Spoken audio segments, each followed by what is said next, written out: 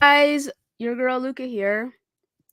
Lucatio, yes, the Ashen one, the Ashen Lucario, the Ashen Luca. It's me. I'm here for another episode of this show that I do that I didn't do last week because of reasons.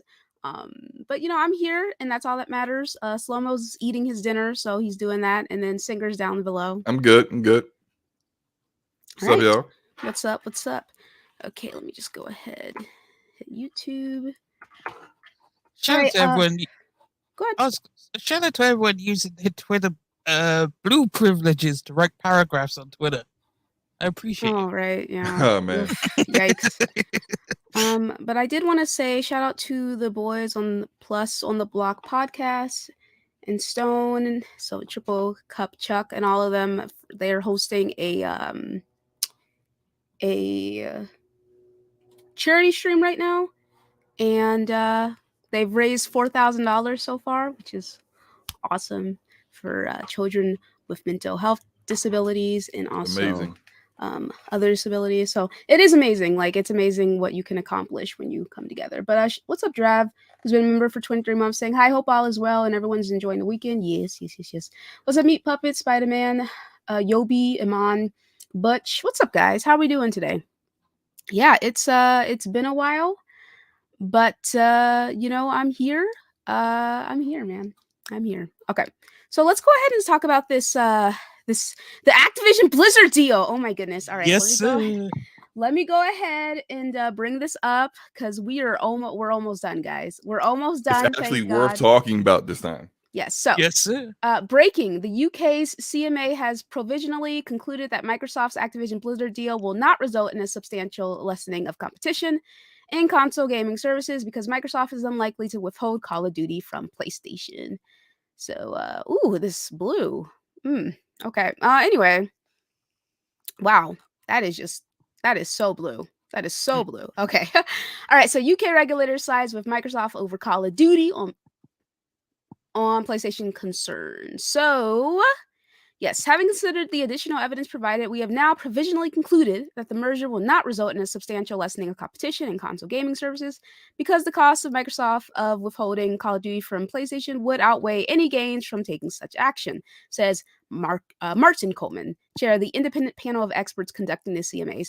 As such, a lot of people have concluded that we are getting closer and closer to this nonsense finally being over. This has been like ridiculously long and annoying to do. Like, just here's the thing, right? Do you know how difficult it is for me to try to tune into podcasts and all I hear is them talking about this shit all week, every week, when there's nothing really going on? Do you know Yeah, how difficult that is for me? rehashing the So, same arguments over and rehashing over the again. same Yep. fucking arguments over and over The again. same arguments they've been arguing about since January of 2022. It's disgusting, honestly Yeah, speaking, in my opinion. But so it's just like for me, I'm just like, brothers, I'm glad that this is almost over. But for other people, specifically the Pony Boys have not been taking it very well. And here's my thing: as a honorary bot, I just am I giggling? Yes. Am I what's up, Jeremy? Am I cackling about it? Yo, Absolutely. what's up? How we doing? What's up, man? How you doing? Hey, yo, thanks for having me. I'm coming in from another podcast where people are, pretty loud and boisterous. So I went ahead and took a little break for a week and thought I'd check out this one. How's everybody doing? Huh, okay. Yeah, what's up, man? really Thanks for good. coming by. For sure, for sure. So yeah, like Pony Boys are like freaking out about it, which honestly speaking, I think Twitter Blue was a mistake for many reasons. Okay, here's the thing: 4,000 characters. Why? Like it's a feature length article at that point. You know what I'm saying? And there have been a couple of people in the community who've decided that they're going to utilize. They're really going to take advantage of their Twitter Blue and like write these dissertations. And here's my thing: most of the time, if I see a long thread of text, I'm like, I'm not reading that. And here's the thing: I didn't read it. I didn't read any of it. But we're gonna read it together now. Shout out to the Red Dragon, which I could have sworn the Red Dragon used to be like this prominent YouTuber. I don't know, maybe he still is. But all I ever do, I just see him on Twitter all the time, just complaining about Xbox and Microsoft. Okay, let's see here. Red Dragon. I think it was Red Dragon Tech or something. Isn't it the Red Dragon? I Yeah, don't know. someone other. Which, I mean, he's got a fantastic name, Silence of the Lambs. I'm assuming that's where it's from. Okay, maybe he just doesn't. Oh, here it is. Here he is. Let's see here. Yeah, he hasn't done a video in 2 years. Like, I don't even understand why he switched from doing videos on YouTube to just being on Twitter literally all the time, man. So, you know, I don't know what's going on with him, but he like wrote this dissertation about the entire thing. And when I saw it, I was just in a state of disbelief. I was like, "You're serious, right? Like, you're kidding?" This. All right, but here it is. So the Red Dragon, he says that government has a long history of talking tough and doing nothing that should be done. Microsoft has poured billions into lobbying efforts over the years and gets plenty of business from those who are supposed to be overseeing them. They have a very cozy relationship, and with that, I believe ultimately the Activision deal will go through, though probably with some concessions. It's a very short-term win for gamers. Xbox fans will likely have more games to rent. That's literally one benefit for them, as games would come to Xbox whether deals pass or fail. Whether the deal passes or fails. Long term is bad for the industry. Will be more layoffs and less competition. Fewer players to enjoy Activision games, just as we've seen with Bethesda. Out of all the studios at Microsoft, how many have delivered quality AAA consistently? Maybe 2 if we're generous. And one's a car series that's on cruise control. This is the track record that you want to run with for one of the biggest publishers and studios. Prices will rise. Microsoft is definitely playing loss leader, and you're all going to pay for and you're all going to pay for it in the end. It's a shame Xbox didn't use billions to create new IPs and studios, but instead wants to consolidate and shrink the competition. That's not winning. That's not moving the industry forward, as they lay off thousands in the process and look to bring AI into every aspect of their business. This deal is going to be bad for everyone in the end, but everyone seems to only care about what happens in the short term and how it means even fewer games they'll have to buy. Now, here's the thing. There are some points that he's made that I actually do agree with. The point being, I mean, what has Xbox done over the last couple of years when it comes to these games? What has Xbox really done? They've not released fucking anything, really. Like, and the games that they have released, you know, shout out to Halo Infinite, have come with their own concerns. You know what I'm saying? So I'm not disagreeing with his viewpoint there. Would I ever write something this long on Twitter? Absolutely fucking not. Would I ever go into like these kinds of details about it? No, because I don't care about this deal like that. It's whatever to me. As for the rest of this, it's speculation whether or not prices will rise. I do believe prices will rise, but I think that's more to do with the fact that we're going into a recession, I believe, and shit's looking spooky all around. Sony is the main company that started raising prices, and video Are they? games. Yeah, I mean that's. I thought that was 2K and Um, Activision And EA. yeah, and EA. I mean it's known for being mainly on the Sony side. It's where known for being prices mainly went on up. the Sony side because that's what people focus on because it's a console war thing, but they were not the first ones to do it. They were like the third or fourth one to do it. I mean, really, honestly, prices will rise. Prices are going to rise regardless of whether this deal happens or not. People will get laid off, or if AI really takes off, where AI can actually start doing a lot of the grunt work when it comes to game development, that the advancement of that is going to happen whether this deal happens or not. He is basically conflating two different things. He's like, because of this deal, all this stuff that was going to happen anyway is going to happen. No, you're right. It was 100%. already going to happen, stupid. You're just trying to make it seem like because of this deal, these things will happen. And then when they do happen, he's going to pretend like he was some kind of like Nostradamus when it was going to happen regardless of whether the deal happens or not. It has nothing to do with ABK and Microsoft. Layoffs that has nothing to do with it.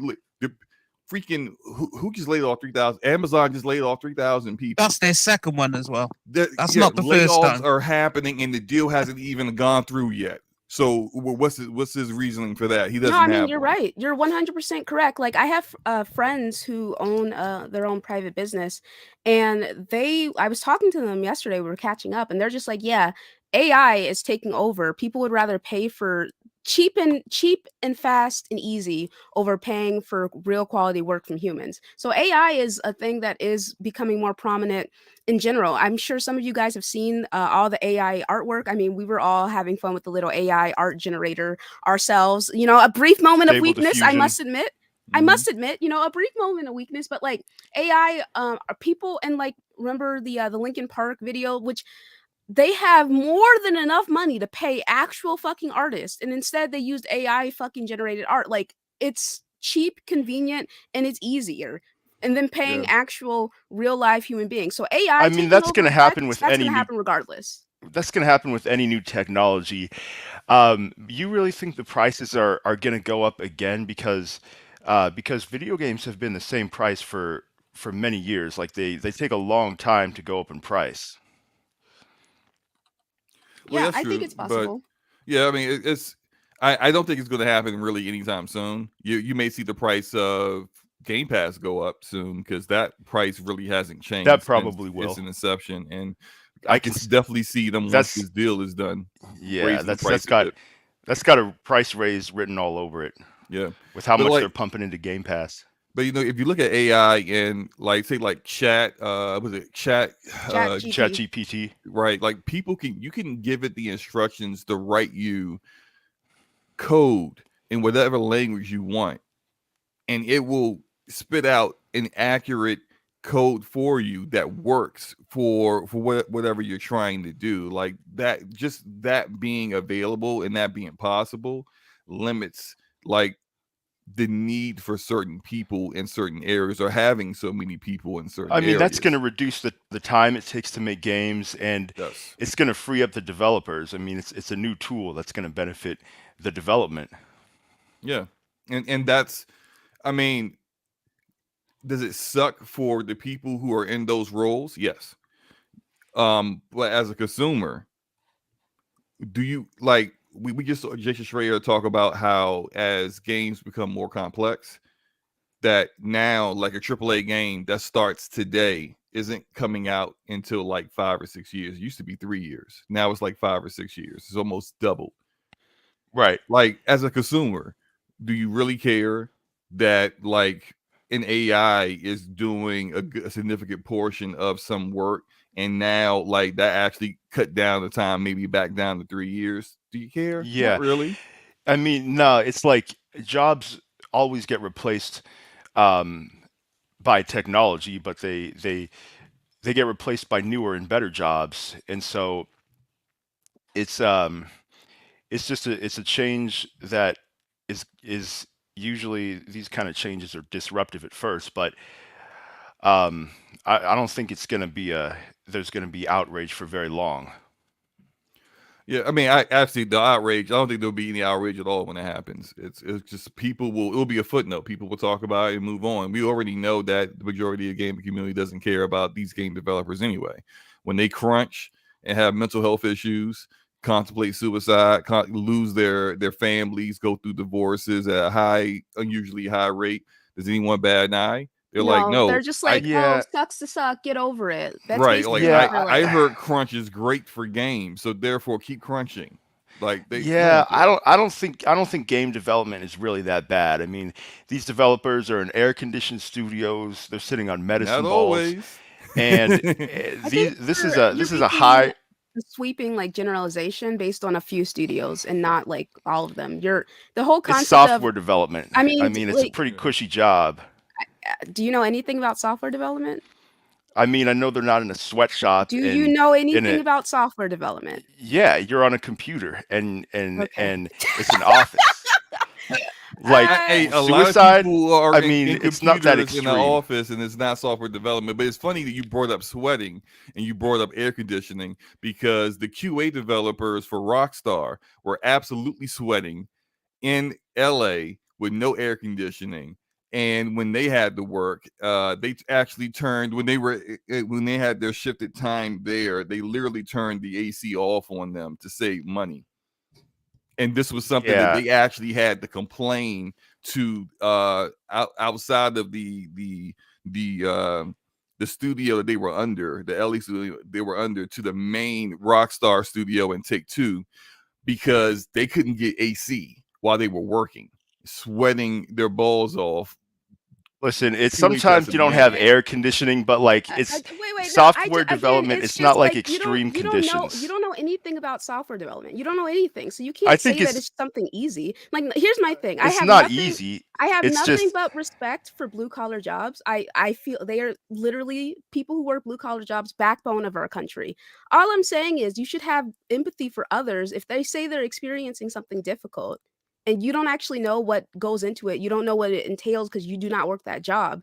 Maybe consider listening to what they're saying instead of just, oh, well, you're on a computer all day and that's easy. I'm like, it's not. I mean, listen, game design is very difficult, but to the point where they're in contemplating suicide and everything, like there's a lot of jobs where people have deadlines and a lot of pressure, and like you can resign, and I don't really think listen, they're mental health being issues forced are not to put into it. necessarily do not necessarily coincide to what kind of job that you have. Like someone could be working at fucking Walmart and want to kill themselves, and then someone could be working a cushy office job and still want to kill themselves. It has nothing primarily to do with the job in itself. It's a factor, but it's not the only thing that goes into their declining mental health. There's clearly other factors going on in their personal lives, and it's just one of the a contributing element to it. You know what I'm saying? So I just Right. again I mean, I that's think what I'm it's saying best to is not be so dismissive about how other people are feeling and what they're going through just because it seems on the surface to you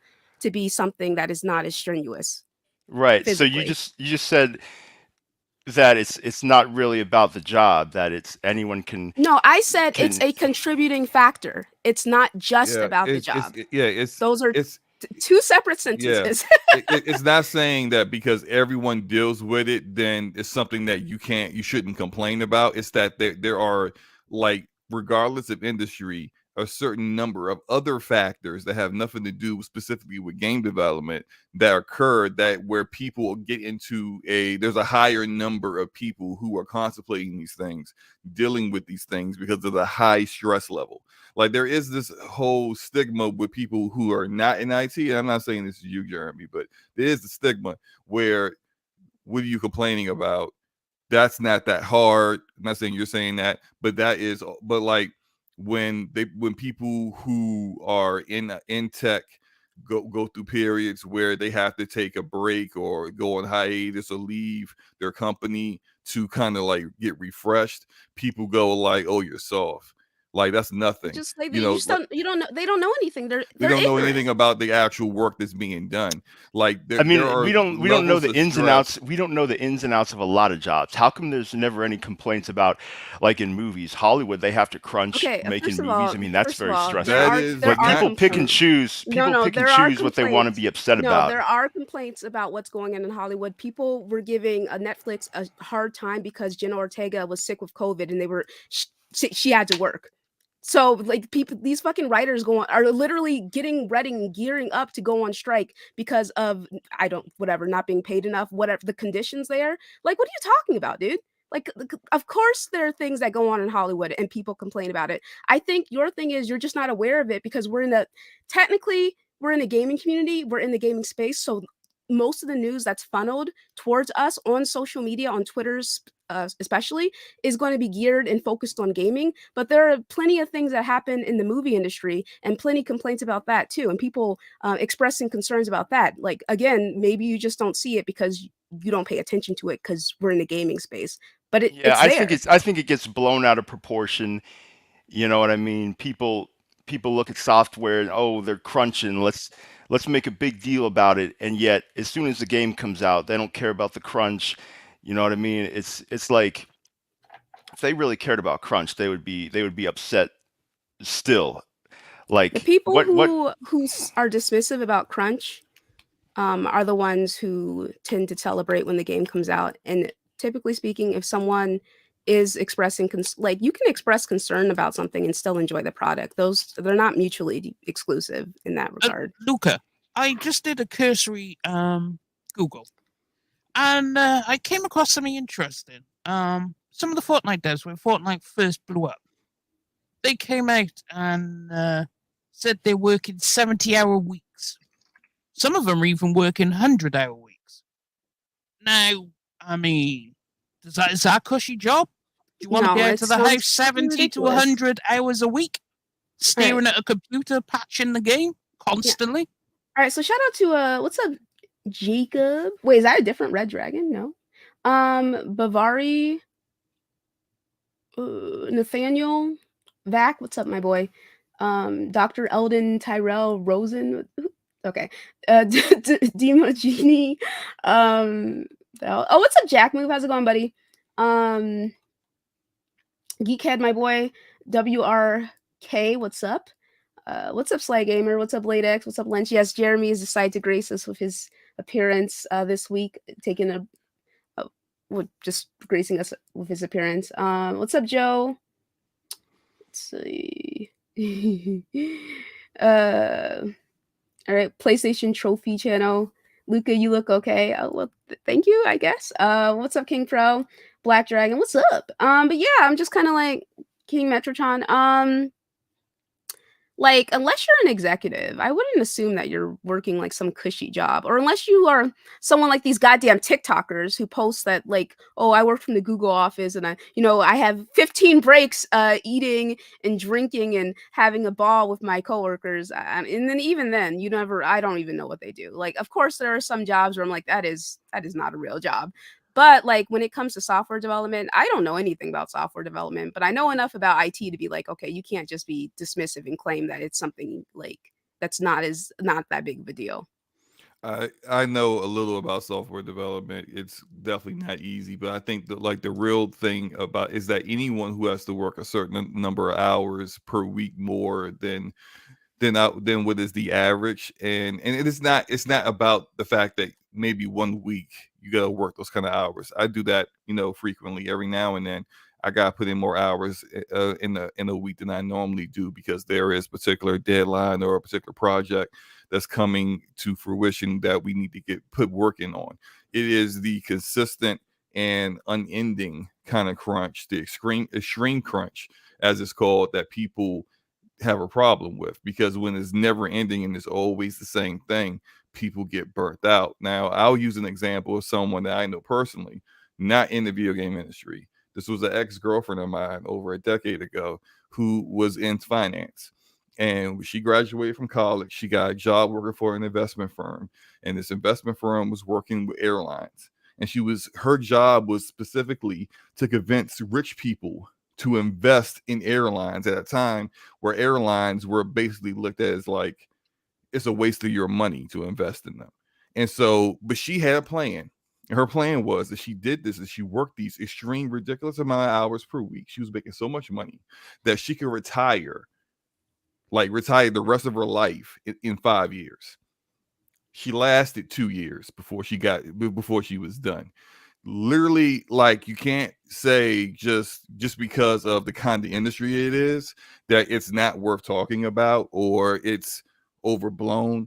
Anyone that has to work these kind of hours, and anyone who is doing that and is like, oh, well, I work those hours and I say it's bullshit. Well, all right, that's you.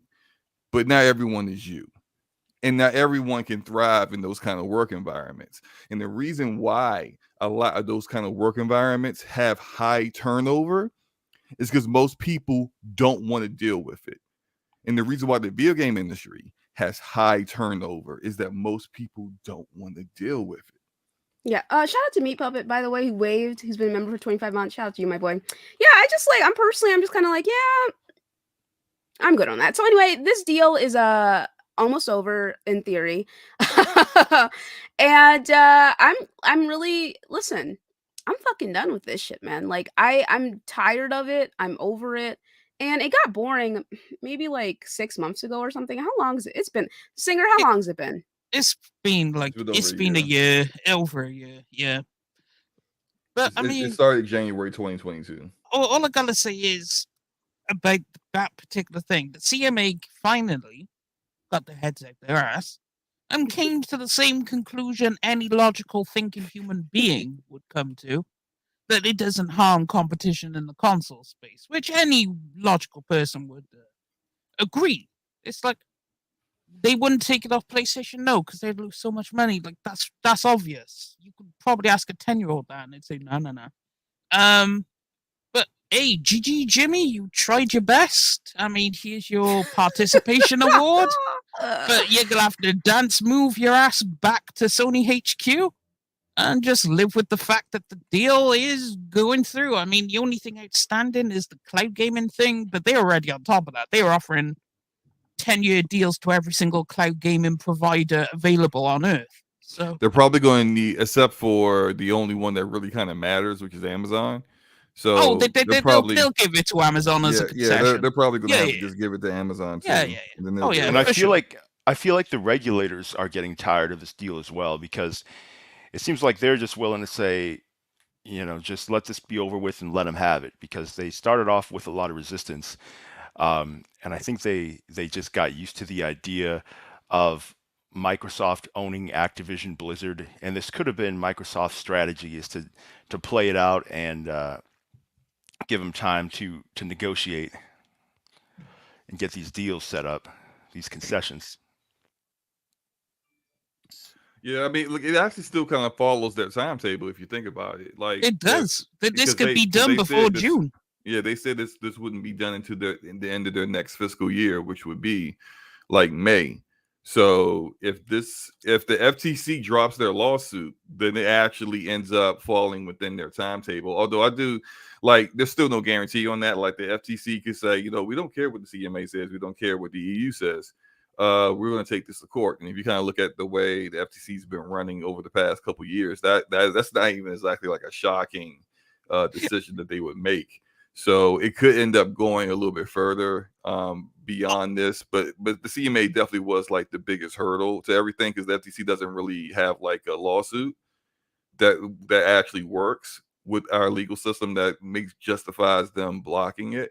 So this is more along the lines of what we have in our government, where they delay things and they keep delaying things and they extend things, and then it gets delayed again, and then eventually the company that's trying to make the merger or acquisition just goes, you know what, fuck it. Well, as Hogue brought up a good point, if the CMA and the EU pass through, they'll close it to force the FTC to take them to court, and then they'll have to go straight to court, and then they'll just lose anyway, which the FTC seems to be losing a lot lately. You look at their last couple of cases, it's L after L after L. The most recent L were Meta, and it's like, you keep taking L's, you're going to take another L. So it's like, if the cloud gaming stuff gets sorted, this is going through. It's done. As soon as those two wrap up, they'll be like, okay, let's force the FTC into court because we'll win. And there we go.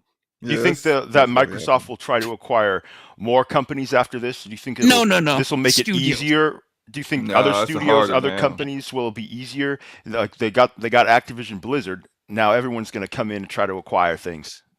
You think that's going to happen? No. The reason I say that is because Activision wanted to be bought. They sold themselves around like a cheap hooker to whoever would buy them. Oh, yeah. And they were going through. They're dealing with some things. So. Yeah, they went to Facebook first. Meta, oh yeah. Whatever you want to call it. Yeah. But I mean, no one else is really up for sale. No one wants to sell. Like, Take-Two ain't gonna sell. Take-Two are riding high. Nah. If you come with a bag, they will. I mean, that $70 billion and billions of billions of dollars, that changes everything. But, you may not be for sale, but then someone comes up with that money, and then all of a sudden you are. But Microsoft will chill, and I cited like Tencent and probably Amazon, and no one could come up with the bag that they can come up with. I don't think they can make this kind of purchase again in this industry. They won't. Ever. Nope. No. Like the amount of resistance they got from Sony. And then some from some other companies, and you kind of look at like some of the arguments that were being made. They didn't about like monopoly, that kind of talk. It didn't really fit for them right now. But post this acquisition, if they try to acquire like Take-Two, now you could really kind of talk that kind of language of monopoly in this space, and then it makes a lot more sense. Like, no, you can't allow it at that point. So I think they know that. Especially after all the resistance that they got, they're like, yeah, we can't buy a publisher of this kind of caliber again. We can't go by EA. We can't go by Take-Two. It's essentially going to be like almost like how people thought if Sony tried to buy Activision, what would the argument be? Like, you're the market leader. Of course, they're not going to allow it. it's kind of similar to that. So I do kind of think that like they will continue acquiring talent, but I think it's going to be like on the level of like an individual developer of the level like Bungie or smaller developers. And if they do another publisher, it's going to be somewhere along the lines like a Sega or Capcom, someone who's even smaller market cap than Cinemax Media. But it's not going to be like these big guys because I feel like passed. Microsoft this will add to their like legitimacy as a huge company that can acquire other huge companies, and like with Disney, and once they started buying everything, like they just kept going and going. So I wouldn't say it's out of the question to see more huge mergers in the video game industry. It is out of the question because none of the other companies fit with what they want. What makes Activision great is King, because they said they wanted mobile presence. There aren't very many video game companies outside of China that actually do mobile video games. And the biggest one would be Activision, because they have Call of Duty Mobile, for example. So that fits their narrative. Buying an EA does nothing for them. What are they getting them for? So it's like they could just sit back, relax, and just let things play out. All right, so shout out to Post Up. What's up, my boy, my Chicago brethren? What's goody, my boy? Saying, Luca, what's up, man? I know that you're happy about all this stuff. And what's up, Corey? How you doing, buddy? Good to see you as always. Saying, I'm a software developer. I know the stress that comes with working on a critical system with tight deadlines, especially during sprint periods. Okay, so shout out to you for offering your perspective. And what's up, Vac, my boy? Saying, keep on, Scum Crew. Shout out to you, my boo. What's up, Cassie? How's it going, boo? What's up, Ramon? Hey, Ramon. Your buddy Brandon, listen, class act, okay? That is a classy guy. That is a classy guy. Because me or Slow-Mo, that response would have been fucking.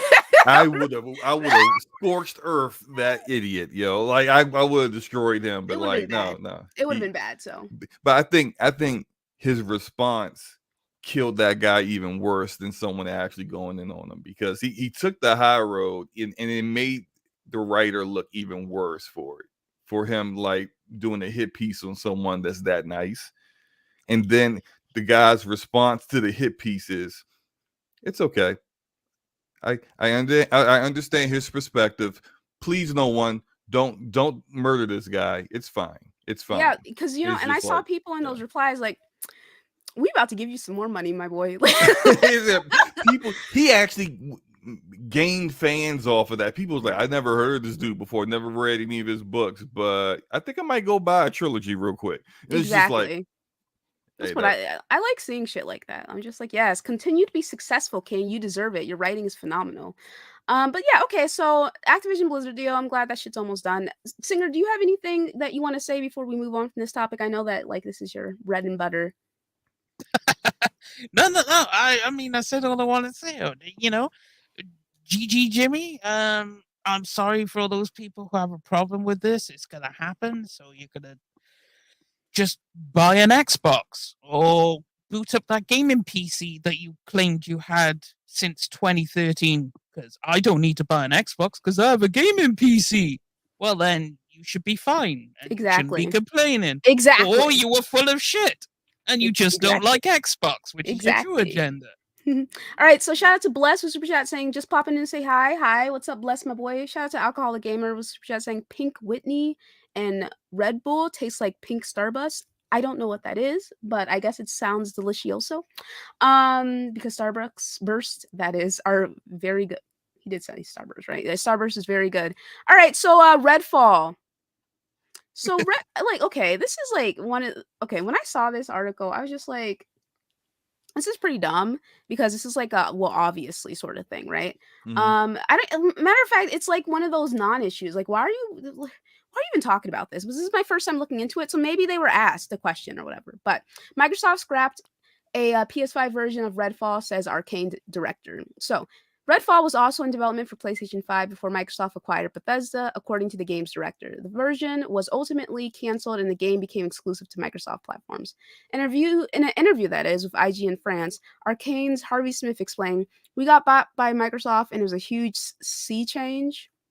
Okay. They said no PlayStation 5. Now we're going to do Game Pass, Xbox, and PC.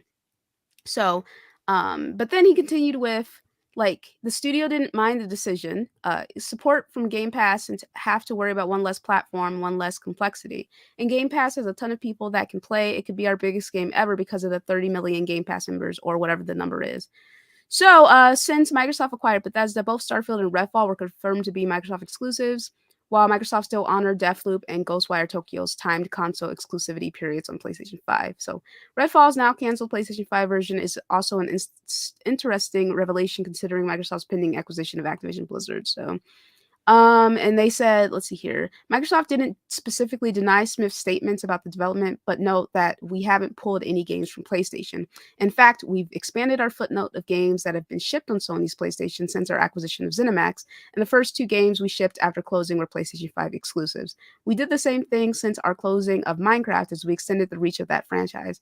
All the games that were available on PlayStation when we acquired ZeniMax in March 2021 are still available on PlayStation, and we have continued to do content updates on PlayStation and PC. We've always said that future decisions on whether to distribute ZeniMax games for other consoles will be made on a case-by-case basis. So people were saying that Microsoft lied about, like, not pulling games for PlayStation, but technically speaking, they didn't lie. Like, they have not pulled any games that are already released and on the PlayStation platform from PlayStation. Like, obviously, Was there a contract for Redfall on PlayStation like there was for Deathloop? I mean, No. probably like no, like probably not, which is why it wasn't an issue. But they've honored the contracts with the other 2. So clearly, like, obviously speaking, if you're a third-party developer, 9 times out of 10, you're going to be releasing on as many platforms as you can, especially a studio that is as big as Arcane. You know what I'm saying? So, like, obviously, they were making a PlayStation version. There were people who were like gasping and like clutching at their pearls at this news, like, "Oh my god, I can't believe that Microsoft." And it's just like, now I know. Listen, what are you talking about? Like, why are you being so dramatic about it? Like, For a let's use game some they common know they sense. didn't want to play in the first place. Exactly. From the people that were like, oh, we don't care about Bethesda. Bethesda games are trash. Bethesda games are this. Bethesda games are that. Sony makes better games. So why the hell do you care if there was a PS5 version or not when you don't like the games? Why all of a sudden care about something you think is trash? I mean, this was mainly going to be a Game Pass game, anyways. I mean, that's really what Redfall is just a cheap game as a service. So I didn't see a whole lot of PlayStation people really hyping this game up to begin with. I wouldn't say it's a Game Pass game, though. Nothing about it I makes don't it a think it Game has Pass any game. microtransactions in it. No, that looks like a solid Yeah. co-op from the reviews and the people that have actually put hands on the game. I mean, As far as what people are looking to, as far as the way people were planning on playing it, I think everyone was looking at this, like Xbox fans were saying, we're using this as like their, as a way to hype up Xbox. Like, look at what Xbox has, and Game Pass is just the main way that I think a lot of people were going to play it. But hopefully, it will turn out to be good. I have hopes for it, decently high hopes. I don't think Bethesda or Arcane ever had any intention of putting this in Game Pass when they started developing the game. I Yep. think if they were still a third party publisher, this would not go into Game Pass at launch. That's for damn sure. I don't think any of their games would go into Game Pass at launch, really. But now that they are, of course, everything goes in there. It's more of a game, even though they said like Far Cry 2, which I think is kind of a weird comparison. You see a lot of vibes of like other multiplayer shooters, like Borderlands, in this kind of game design, which is something that it has a market. Like, it's the kind of game that like people buy, they play through with friends, and then they put it down because like if it was a live service game, you would be getting like, here are seasons, here's a battle pass, here's consistent content, here's our roadmap for all the content that's coming out post launch. And that's not kind of like the game that Redfall is. They're not talking about any of that kind of stuff. At the most, it's going to have like some DLC or an expansion later on down the road that kind of continues things on. But other than that, like, that's really that all other you stuff get. is what keeps players coming back and keeps the game alive. I think if it's a good foundation, then more content is always better.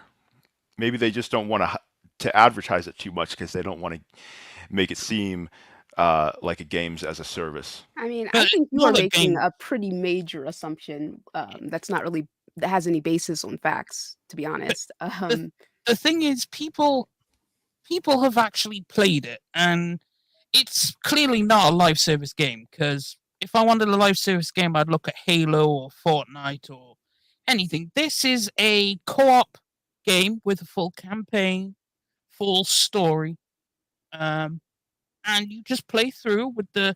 It's an open world arcane game, which is cool. If you played Dishonored, it's got touches of Dishonored in there. Maybe a bit of Prey in there. Hey, it's all good I heard things. Prey is like fucking amazing. Maybe I should Oh, play it that. is. In Well, my experience, it was trash from what little I played. I didn't like Prey. For Prey, wasn't a fan. you either like it or you don't. It's very polarizing. Yeah, and game. a lot of people didn't. And I the think story is really interesting, though. it is a very interesting story. I think my problem with it was I didn't like the gameplay, and I think that is when it comes to Arcane, and we've had this conversation before, Luca. Like I think you kind of like Arcane's way of making games, or you don't. I do love me some Dishonored. That game is Yes. fucking amazing. This shit is amazing. And they kind of specialize in that, like even though it's first person perspective, a kind of gameplay style where it's like stealth oriented.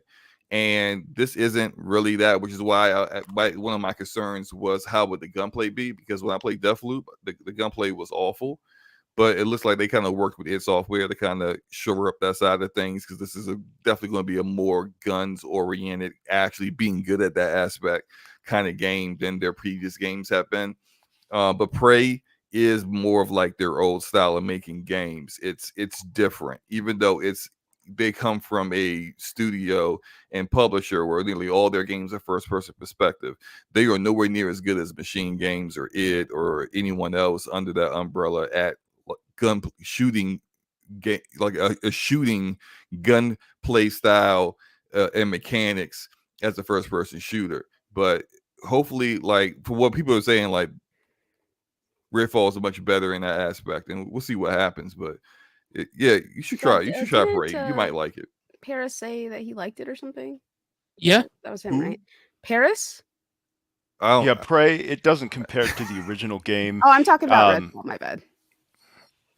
Oh, Redfall. Yeah. Okay. Yeah. Prey is that new Prey is like they didn't want to call it Prey, but like Bethesda forced them to call it that, and it doesn't satisfy the original Prey fans, but it doesn't interest any new fans because it's called Prey. Like, so if you didn't like Prey, then you're not going to be interested because it's called Prey. You know what I mean? So, yeah, I still wish they would have released Prey 2, like the actual sequel to Prey.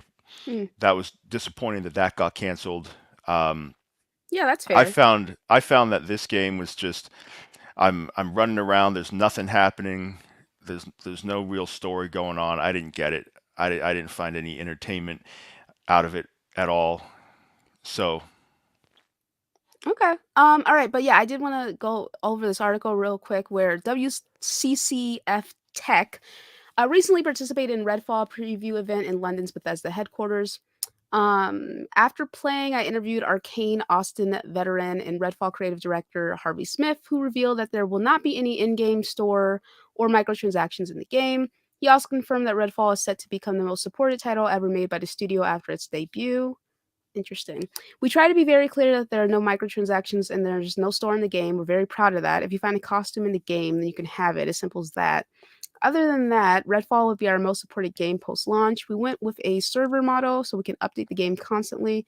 If we see a lot of people falling from ladders and dying, we can update the ladder code. If we see that nobody is playing this character, we can tweak this character and make them more appealing. We have plans for additional guns, costumes, monsters, characters, and more that we can't talk about right now. But we have a strong year of updates, and it's all either in current game or will be DLC. We try to do this as fairly as possible for people. So yeah, I'm not necessarily or at all concerned about any of that stuff, to be honest. Yeah, and with this sounds like it will be interesting. I'm kind of like iffy on Redfall as it stands right now. Like from what I've seen, I'm kind of like, I'm not sure. But like, again, I do love me some Dishonored. But then again, Deathloop, I don't know. But I was like, I don't know about Deathloop. You know what I'm saying? So I guess we'll have to see on that. Well, I'll have to see. But I do hope it's a very fun and engaging title because I never want games to be bad unless I have a personal dislike One of thing a to note, studio based Luca, on some of their behavior. But go ahead. Deathloop was done by Leon. Okay. This is Dishonored 2, and that was done by Arcane Austin, and they're the ones okay. doing Redfall. Arcane Leon did Deathloop. So What the hell is Arcade Leon? Is it Leon France? Leon France. Okay. There's two Yeah. separate studios. The main Arcane studio is in Leon, And then there's the Arcane second Austin. studio is in Okay, Austin. okay. So like they've done two separate games, but people kind of think of it as all as one studio, but they really yeah. My biggest concern. Oh, go ahead. My biggest concern with Redfall is the lack of story co-op progression for people who aren't the hosts. And like me, me and Luca dealt with this with Remnant from the Ashes, where it's like you're literally doing like say 2 hours of progression and then saying, okay, well, let's stop it here so we don't get too far, and then tomorrow we'll do the exact same thing with you as the host. And it's just like, that's super if you annoying. really love the game and you're really having an awesome time, you can kind of ignore that because you're having that much fun. But if it's just the okay ho-hum experience, you ain't really trying to do that.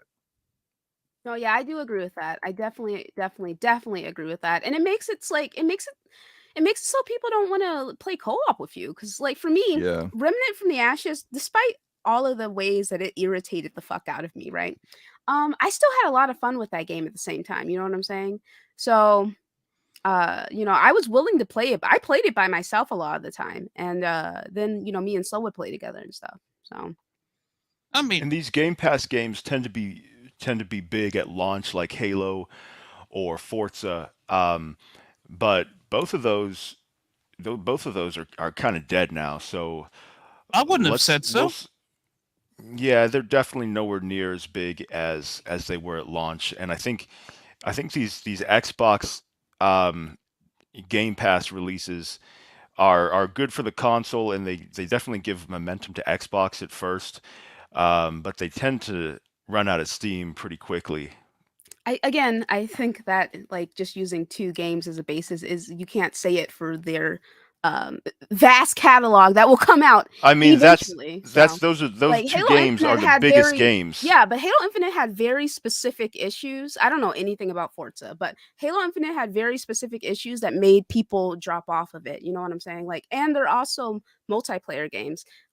With the primary focus being on multiplayer. Like, yes, there's the campaign, but where's the campaign co-op? I don't know. Is there campaign co-op now? I'm not sure. They finally added it last November. Okay, so the campaign co-op that wasn't there at launch. So again, and also the fucking battle pass, which Halo Infinite is a games as a service like game entirely in comparison to Redfall, which is not that. So I don't necessarily think it's fair to be like, well, because it's a Game Pass game. Again, you have to remember that this game did not set out to be a Game Pass game. Like Bethesda didn't know that they were going to get acquired by Microsoft when they put this game forward. You know what I'm saying? So I just don't think that's like a fair statement. It's the same with Starfield. Whenever Starfield releases, you can't just say, well, it's a Game Pass game, so it's going to be like this. Like, no, they are a studio.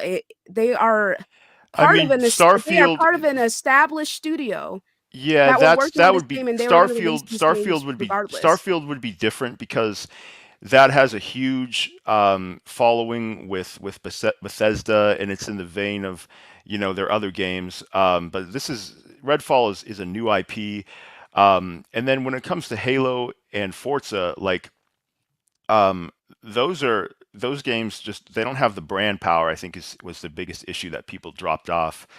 So I think Microsoft No, that's not what the generally issue just was Um, with doesn't those have the brand games. power The in brand general. power is not the issue I with those actually games. have That is personal.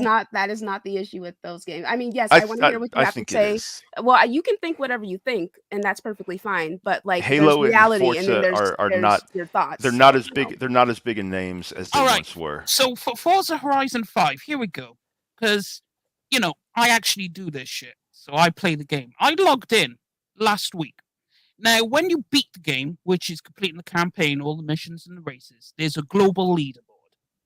When I beat the game, back when it launched, there was like 20 million, it was like 50 million people beat it. Went back on, 50 15. Went back on, 25 million. So clearly, more people are playing this game and seeing it to this game to its conclusion, which is winning the championships and becoming the star, which is the whole I point mean, of the thing. So whether yeah, they're go ahead. buying it or not doesn't matter, but more. So 25 million people actually had the ability to see the game through to its conclusion. yeah, like I again, mean, the it's issues on with Game Forza, Pass. the issues with Forza. Well, I don't know anything. Again, I'm not even going to speak on Forza because I don't know what's going on with that game, so I'm not going to speak from a place of ignorance, right? But the issues that Halo has, it's long standing, and it has more to do with them just being on Game Pass and that thought process there. So it's It's just a lack like, of innovation is really it declined, and it was declining long before Game Pass even started. And all those players on Forza, like Microsoft was claiming there's all these millions and millions of players. Like everyone who downloaded it is included in the player count. Like that doesn't indicate how popular it really is. There's The not thing really tons of players like that who, and then they didn't even buy it. It's Game Pass. Like, anything can be big. Anything can all those Game Pass records. I don't think they're really that meaningful. Here's the problem. Hang on. Here's Sager, the hold on, problem. Sager, hold on. Where is the hardcore evidence that Forza is dead now? Like, what is the tangible evidence of that? I can understand Halo because Halo went from being a quarter, starting out even on Steam with 250,000 concurrent people, and then now it's around like 10,000 people. But with Forza, with Forza, it's oh, within a week, players were saying they were getting bored, and you can that's just not tell that is what you're saying is what you heard from your social circle. I said, what is the actual concrete evidence? That's the general consensus, and it was all over. It wasn't just a small listen, dude, here's the thing. social circle. I need to make it very clear here. We work with actual facts and statistics instead of our feelings and whatever emotions are running off in the community, dude. You know what I'm saying? Which is, again, like, you're not going to see me speaking on Forza. I don't know anything about Forza.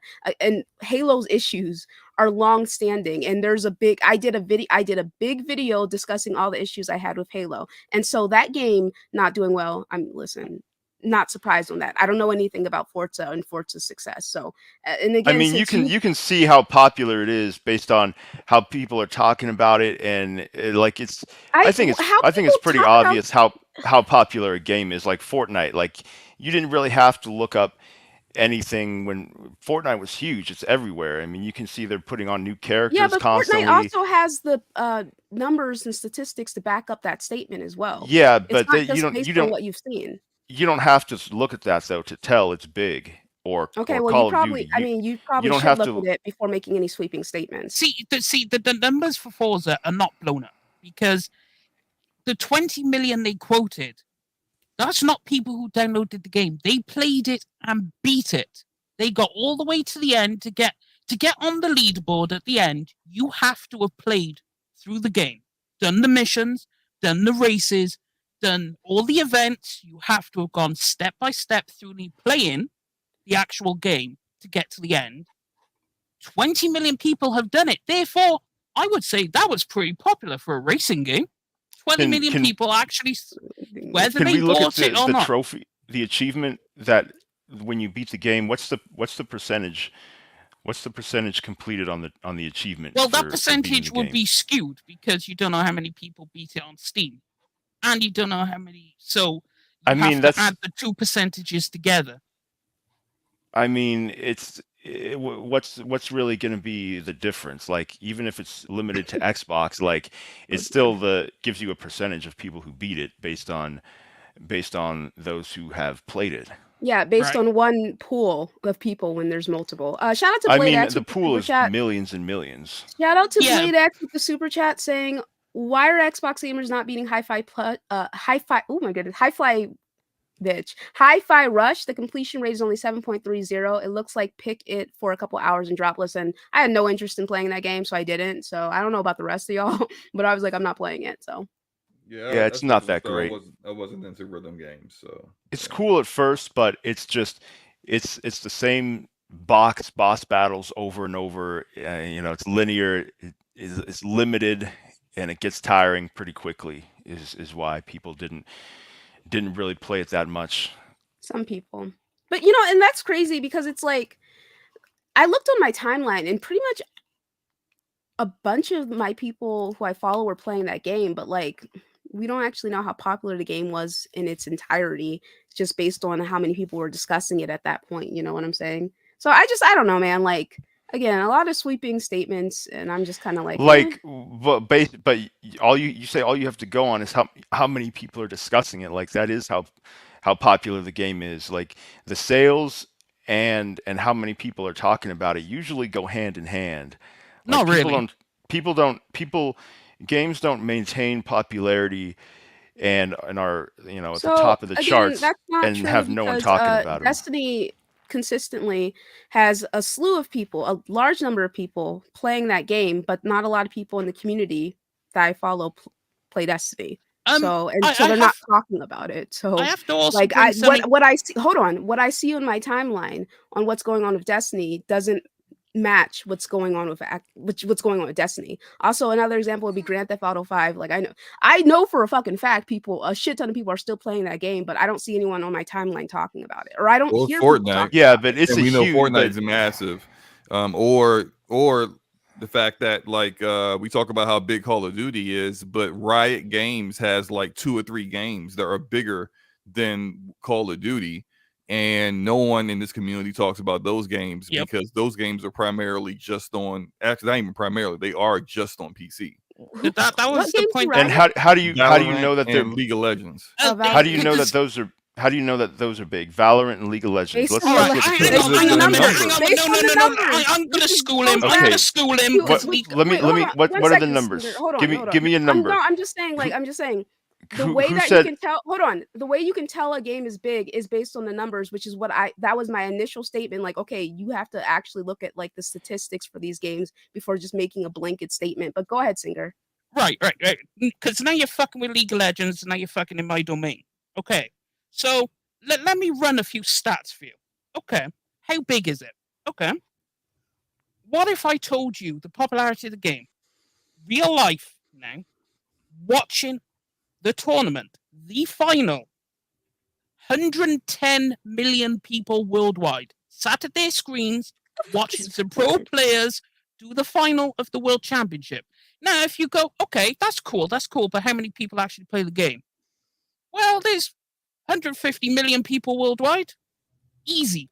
And it racks up 20, 30 million a month, like active concurrent players. Like and you needed to look at those figures, and now you realize, oh, it's big. And before you looked that up, you didn't understand. We're just gonna move on. We're just gonna move on because like you're not understanding anything that we're saying. Like we're just gonna move on. And we are just providing evidence of the things that we said, unlike you, who said that certain games weren't big anymore and didn't provide any evidence. You just said that's what I heard from people that I know. So I didn't say people that I know. I never said people that I know. That's I'm just generalizing. It's literally the exact same thing you said, so it's no big deal. Now, no, it's not people I know. It's the general how much, I'm gonna keep just talking. how big it is, how big it is in the community. Matter to me. Singer just provides you numbers of League of Legends. Valorant had a player count, active player count this month alone of 18 million. Yeah, so I'm sure it did, but you needed to look that up to I say needed that. to look that up. Obviously, because unlike you, Hold on. So, unlike you, we he provide responded to evidence me. for Hold shit, on. man. Like, come I on, didn't please need be to look that up to serious. prove it. You asked me, how do I know? You actually asked me a question. How do I know it's that big? I provided you an answer with evidence. That's how that works. You ask a question, I provide an answer. When we ask you questions, you provide us nothing. So you see the difference there? All right, ask me this provide question. You nothing. are a funny. I you are a funny provide guy. evidence. Ask me Funny this guy. question. Is Toyota a big car manufacturer? And I'll say, oh, I don't know. I need to look up the sales numbers. Does that make sense? Please. Does that make sense? I fucking hate. What is that? An analogy? Yes, that's it's a straw man argument. it's an exact analogy. I It's a fucking hate terrible analogies. analogy. I fucking hate analogies. Use Analogies a better argument. Analogies bring it into If perspective. you can't form an argument without using an analogy, then your argument sucks. In my Yo, opinion. that is the argument. Well, your argument sucks. Nobody on this panel Is Toyota big? Question. Is Toyota a company that's selling products just like video game companies are selling products? Is Toyota big? Yes, Toyota is big. Now you don't even have to you don't have to actually look it up because nobody questioned it. Exactly. You don't have to. And then you don't have to look up evidence that you were wrong. So that's on how which game? On which game? It makes no sense why you even brought that up. That like it's a terrible analogy because it doesn't work for the actual situation that we're talking about. Because you just said you know that a huge company is huge because you don't even have to look it up. Just like with GTA 5, you don't have to look up what the current sales are, player counts. Call of Duty, Valorant, we all know those are big. They're big in the community. They have a huge presence in this community. You're talking about this community, right? The gaming community. They're popular, huge numbers of players. The games are just known as being successful, popular games. I don't see people talking about these games. They made an impact. They made an impact, and they've made their point. Argument. The games have made their point as huge, long-time, successful games that consistently maintain huge player counts. Like, you don't have to check in monthly to see what the player count is. Luca, I do have to correct myself because I do have to correct myself because I gave that inaccurate information. Sorry. League of Legends has 65 million monthly players, 27 million daily players, and their peak concurrent players is 8 million. Singer, that is irrelevant. Sorry. 65 million people are irrelevant because nobody Jeremy knows plays that game. So we just gonna move on.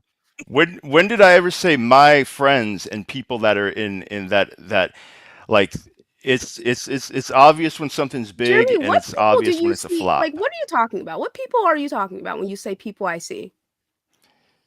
The entire gaming community, like, so you watch the entire it's all over the place. You're aware of every single aspect of the gaming community. There's no specifics there. Yo, you like there's big trends and stories like Activision Blizzard. Like I didn't see necessarily people on Twitter anytime recently talking about it because I'm not really on Twitter, but you see it in news. You see it everywhere. So you see it in gaming outlets. It's talked about. Like, it's when stuff is big, you can tell. When games are big, you hear about it. You know what I mean? Or when it's not, like, no one talks about it, the game's probably a flop. So it's only successful if people are talking about it. That's generally what it is. Not just, I mean, what we hear is the last article you've seen on Valorant? Okay, yeah, exactly. So if 65 million people are playing a game, none of them are talking about it. That makes sense to you? I mean, you can tell Valorant is big because it's always coming up in the most popular games when you go on PlayStation.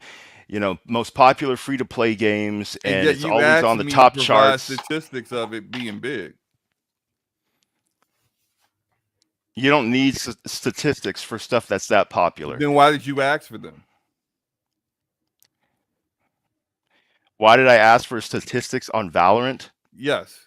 And League of Legends, the Riot games that I mentioned were big, but people in this community don't talk about them because they're only on PC. You asked for statistics to prove they were big, and we provided that. If you acknowledge that those games are big and people talk about those games, and that seems to be your criteria on what makes a game big, why did you need to ask for statistics? I mean, I asked for statistics because you guys are saying that that's the only factor, right? And then I said, No, No one and said then only that's how factor. you prove No, that it's yeah, no big. Yeah. one said See, it's the someone only can fact. talk You about are yeah, something. like that's how you are misinterpreting literally everything that we're saying and Well, like also, that is how you pigeonhole the prove. argument. Yeah, hey, and I asked for the statistics. The reason I asked for statistics, yes, that is how you can prove with statistics that it's big. Sure. I'm just saying, how come you need that to tell that it's big? Why do you hey, need to see Jeremy, that Twitch. exactly? Hey, Why do you need proof? Twitch, hang on. Jeremy. No, we just go back based no, on feeling slow. Jeremy, Hold on, Singer. Shout out to Corey saying this dude has to be trolling. He's like nobody on my Twitter timeline is talking about Minecraft, therefore it's not successful. Shout out to Joe saying just top into the Jeremy for his hay fund later. Okay, go ahead, Singer. My bad. so you wanted to bring up Twitch. I was looking. Who brought up Twitch? He was saying it's on the top, talking about the top, how a game is popular, and he brought up Twitch, how being on the rankings and whatnot. And I was like, well, the rankings, Fortnite, 2020, Fortnite, Call of Duty, League of Legends, just chatting, Valorant. That's your top 5. Okay, that's 2020. 2021, just chatting, Grand Theft Auto 5, League of Legends, Fortnite, Valorant. Guess what happens in 2022? League of Legends, Grand Theft Auto 5, Valorant. Oh, Counter-Strike and Apex Legends. Oh, so yeah, they're massively popular. It's just no one in your circle's talking about League of Legends because no one in your circle plays it. If you follow my Twitter, It's that's not really people my talking. circle. It's just the overall noise that these games make. The overall noise in the community, and like, we all know that those huge games, they're well established. Like, they were in the news at one point. They were huge, and now they've made their point. Like, we don't need to see constant streams on Twitter of people talking about it. But you said that people talking about a game is an indicator of how popular it is. And they were for a long time, consistently, because it was breaking records in the news constantly. But it's made its point, and people don't need to constantly just say old news. Oh, it's still big. It's still big. But So you should add it's was it a minimum there, a dimnum? What the fuck is that shit called? You should add like a little asterisk there. That's like sometimes whether or not people are discussing it in the community is an indication of a game being popular, but not all the I'm just time. saying, I don't see why you need to look at all these specific numbers to tell when something that's big is big. You don't need to look at Toyota sales numbers, iPhone sales numbers. Please stop bringing up Toyota and any Why other thing can't so outside you of can't gaming. Please bring up other companies? No, That's a I don't. comparable I'm not talking. example. No, it's not a That's not comparable comparable example. It's at not all. comparable. And I don't on, like All right, please what be about for real. PlayStations? But You need to bring up. yes, How about bring up let's keep you it can gaming. stuff, Let's keep it gaming that's then. fine, but I don't like analogies. Like if you cannot form an argument if you cannot form an argument without using an analogy, then it's a weak argument. Now that's just my opinion on the matter, but I don't like analogies. Use straight points, please. The analogy illustrates the point more Your analogy clearly. sucks. Okay, I'm sorry. Go ahead. I'm sorry. What about PlayStation? Can you, so you need the sales numbers to tell that PlayStation is a popular console, that it's No. big? No, but you can. You don't need the have numbers for that? sales number. How come you don't need need them? But you have the numbers for it. Because like, I see the you don't numbers need all it- the time. Like you see the You can numbers all the prove it time. with the numbers. I've already seen numbers for PlayStation. I already know they're at 30 million PlayStation 5 sold, and the PS4 is at like 120 million. So you asking me that question already, I don't need that because I already saw the numbers. It still goes back to proof. All right, so It's the when reason why all the Sony comes out and says, "Hey, look how much we sold." It's the reason why when God of War Ragnarok sells, what was it, 5 million in like 3 days, they announced that. It's proof that they're selling good. You see, if they just came out and said, "Hey, we just sold 10 million copies," and they can't prove it, then that looks bad. But when you actually do good, you go tell everyone you did good. And so when people see that, then they know. But of course, not everyone's going to see things. So if someone who is out there doesn't know that PlayStation has sold already 30 million PS5s, and someone says, well, how do you know that? It's okay. Let me go point to the actual press announcement that Sony made that said they sold 30 million PS5s. Look, what I'm saying here is there's nothing wrong with actually going to the actual evidence of something. I mean, Okay. I may not come out and specify a number like that, like, just randomly, oh, they sold a specific number. I'm just saying that you can tell when it's big. Like, I can easily say the God of War Ragnarok was a big game. Like, you could tell it was going to be huge without looking at the numbers. And when you go on Twitter, you see like women always saying, "Oh, me or the PS5." Like, you never That's hear because that's me or the easy. Xbox. It's easy That's engagement. It's easy engagement that. Yeah. I mean, yeah, it's easy engagement because PlayStation is big. Once again, based you on can just numbers tell the we have culture. You for can just tell the PlayStation. cultural impact. We Is what I'm also have saying. numbers for But then PlayStation. You again, can look it's at the numbers, Hold but on. you can So tell when shout something's out big. to Okay, because go we ahead. also have the numbers for it. But shout out to Go ahead. Envied Up saying, "What's up, Scumcast? What's up, man? How's it going, buddy? He's been a member for 28 months." And shout out to Phil, who's been a member for 13 months, saying, "Love Live has more players now than a lot of games." How many players does Love Live have? And I know exactly what Love Live fucking is, unfortunately. Anyway, okay, let's just move on. Like, we can just let's just end this show. Bro, Let's end the just show. What? Hold on. Go ahead. I was just gonna say, a lot of people in the general gaming community over there probably don't speak about League of Legends because, bear in mind, the game is 12 years old.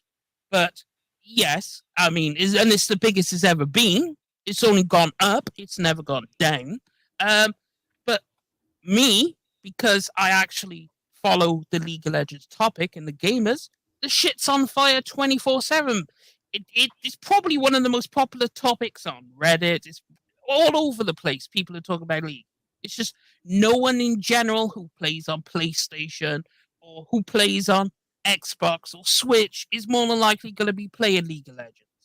So of course Cool. you're not going to hear about it. No, for real. I hear you, man. Okay. Anyway, we can just move on. Let's do these channel member topics. And oh wait, no, I'm sorry, John Wick. All I have to say is John Wick 4 is the best John Wick movie out of the franchise. It's Oh, really? absolutely amazing. It was good from start to fucking finish. It's like 2 hours and some change. Not some change, 2 hours. How long is John Wick 4? Hold on. How long is John? How much Donnie Yen is in this movie? There's a lot of Donnie Yen. Then I'm going to see it on Monday. Nice. Donnie Yen's Okay, freaking so awesome. John Wick 4 is 2 hours and 49 minutes, and I didn't feel that. I didn't feel the 2 hours and 49 minutes. Like, it just went by so naturally. Set piece after set piece. The action sequences were absolutely phenomenal. I need to rewatch John Wick 1 through 4 again, so I can like get a good idea of my rating. But it's so far as John Wick 4, 1, 3, and 2, but I'd have to rewatch all of them again to, be mindful of my rating. But John Wick 4 is absolutely amazing. If you guys are fans of the John Wick franchise, obviously go see this movie. It's absolutely astounding. 10 out of 10. A fantastic movie.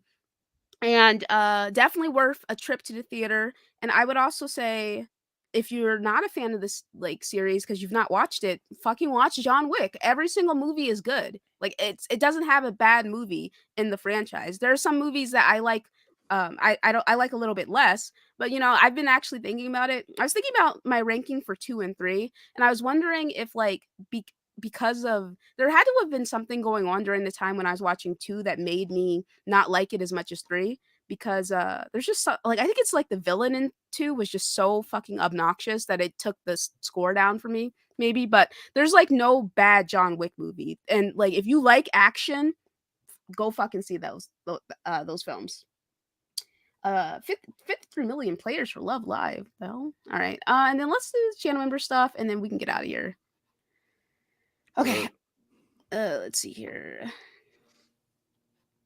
So, can we talk about Chloe Bailey? Says that guy Smitty. If not, what's the top 5 what does she do best now? foods from around? Okay, so there's this TV show called The Swarm, and she was listen. She's got a sex scene in there, and she's being rocked doggy style. You know what I'm saying? And Snowfall. By who? The guy in that scene is the main actor, Damson something. He's the main actor in the TV show Snowfall. It's like okay. The Wire. It's a great show.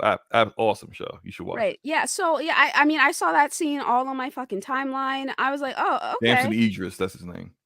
And but there was some discourse that is that sprung up around it. Like me, as well as many people. I personally listen. I've had this thought for a while that I feel like Chloe is trying a little bit too hard, and that's just my opinion on it. I feel like I feel like she's trying too hard to get away from her, I guess, innocent image, because like I watched her and her sister like grow up essentially, right? So for me, a lot of it, like my like I guess hesitance about seeing her as like some kind of sex icon, because I think that's how she wants to be viewed. Just my perception of how she conducts herself in certain situations, right? I just have a hard time seeing her as that personally, not trying to infantilize her or anything like that, but like I feel like she's trying a little bit too hard, right? So some people who are like, well, of course she's going to do a sex scene for her a I guess quote unquote breakout role in this TV show. Of course she's going to agree to this, and it's going to be a graphic sex scene. It's going to be fucking doggy style, of like, of course. So some people are like, what the fuck? Now other people are like, damn, that's how other people are acting. You know what I'm saying? Other people are saying there's like the bookmarks on that fucking tweet, because of course they tweeted out the video clip of her being it's breaking records, huh? It's breaking records. So Chloe Bailey, of course, she is a very beautiful woman. So yeah, I mean that's all I can really say about it. Have you seen the show? No. Yo, I'm not really all that interested in it, but that actor, the main one, she seems very talented. She's extremely talented, and she proved it in that TV show, because she's got a range when it comes to the different things that Childish Gambino, what's his real name? I forgot his name. Donald Glover. Glover, yeah. The things that he and the other showrunners asked for her to do, like she nailed it. It's the show is. It went where I didn't think it was going. I had no idea what it was going in. I just kind of like was like, all right, I'll give it a shot. And by the end of the first episode, I was just like, wait, what? What is happening? What is the show? And then it just kind of just keeps going, and it's pretty good. It's actually a pretty good show. And Chloe Bailey is in it longer than just the cheek clapping 15 seconds that you see the first time. Scott clap. Thank fucking God, dude. Okay, and then let's see here. He also wants to talk top 5 best foods from around the US. Okay, let me go ahead and break it down, baby boos. Let's see here. Pizza, okay. Barbecue chicken wings, all right. Cheeseburgers, okay. Spaghetti, all right. And French fries. Those are my top 5 best foods. Say buffalo. Buffalo, I think, is better than barbecue. So what are your other 4? I probably agree with pizza. I don't know if I'd put French fries in there. They're good, but they're like a side. I would say like maybe sushi. I would take that over French fries. All right, Singer. Oh wait. You don't even know. No, yes. Wait, what? Thank you for remembering. Like I think. Well, actually, we do have some American foods come over, like mac and cheese and shit. So, I mean, right, I guess that. I would say, since you brought that up, I would say turkey. Because turkey is like we eat it every Thanksgiving. It's a very American thing to do. Everyone always does it at Thanksgiving. So turkey, absolutely. Yeah, we do ham. Ham as well. So ham is another one. Absolutely. I will give it, cheesecake. Right? Cheesecake's pretty fire. You can eat cheesecake? I said this is best American food. I'm not saying my best food. I'm just talking in general. Your best foods. If not, what's the top 5 best foods from around the U.S.? Yeah, like obviously this is going to be your opinion. Yeah, my opinion of the best foods around the U.S. That you can't eat? Yeah, if I can't eat it, that doesn't mean it's not You one should of the put best eggs on foods there around the too. U.S. I'm sorry. Oh. I'm sorry. No, Go- I would say and pizza for sure. Absolutely, pizza as well. Would you guys say pizza is popular? Yeah, Oh, How do you even know? over here. Did you look at the sales? for the pizza. Yeah. How do you Yeah, know it's we can look popular? up we can look up the sales of all the trash companies that are still thriving, like Domino's Domino's and Pizza and Hut, But how do you know? How what's do you the know other one? pizza? Papa with How the do you know racist pizza? Papa John's. Yeah, Papa it's John's. popular. How do you know it's successful? Because Well, They yeah, haven't filed Chapter 13. That's why I yeah, suggest. plus pizza is not in the gaming space, so you know how I feel about analogies. So I don't know why you're bringing it up, but okay, we can move on from that. Let's see here. Do you believe that there's a shout out to Yobi, by the way, and Smitty? Do you believe there's a multiverse out there? Yes. Do you I'm believe gonna in say al- no, just to be Oh, argumentative. okay. Well, Do you I'm not have gonna... evidence you'll be? Go ahead. is do it you popular in your friend circle? exactly? Do you believe in aliens? I believe that we would have to be. I feel like it's very arrogant for us to assume that we're the only intelligent life forms out there. Name a top favorite thing you can't live without. My family. Name one book that left your mind stimulated. The Way of Kings. Top five. I'm gonna let you guys do this. I'm just doing mine real quick. Mhm. Top five villains. Okay, Griffith. Okay, Johann from Monster. Okay, Griffith is from Berserk. Eisen from Bleach. The other two. I don't know about the other two. I would have to think about that. Let me look this up. You guys can answer while I'm... Okay. Multiverse, no. Aliens, I'm leaning towards yes. Top favorite things that can't live without soap, oxygen, and water. There we go. Name one book that left your mind stimulated. The New Jim Crow is definitely left my mind stimulated. Top five best villains. Okay. I can't even think of one right now. I kind of feel like a lot of villains aren't all that great. So I'm a What? yeah. I mean, like so many villains are so one note, or they just kind of like a carbon copy of some other villain that was actually original, or they're like it's like the plot is created in order to make them seem bigger than they really are, like Voldemort, or like they're like Sauron from Lord of the Rings, where they're just some big stupid eye. Like I can't think of any good villains right now. I'm sorry. Oh, I don't know if you noticed, but I named anime villains. So, Yep, Yeah. that's what I was gonna go for. I would say, okay, let me do the last two. I'm gonna look up fucking famous anime villains because I Name can't one think. thing that's missing from society: empathy. True. Definitely empathy. Let's see here. Anime villains. You know what? I'd give it to Frieza, one of my favorite races. And let's see here. Anime villains. Maybe Naraku from Inuyasha. You wouldn't put Eisen up there? I did Griffith. Oh, Griffith from Berserk, Johann from Monster, Eisen from Bleach, uh Frieza from Dragon Ball Z, that is. And then dude, who's the last one I fucking said?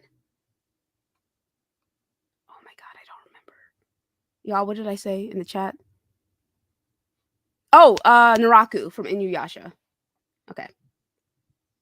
What about you, Singer? all right. So for me, okay. So do multiverse? Sure. Do I believe in aliens? Absolutely. We are not the center of the universe. Name your top favorite things you can't live without. Okay. Books, water, oxygen, video games, And anime. One book that left your mind stimulated.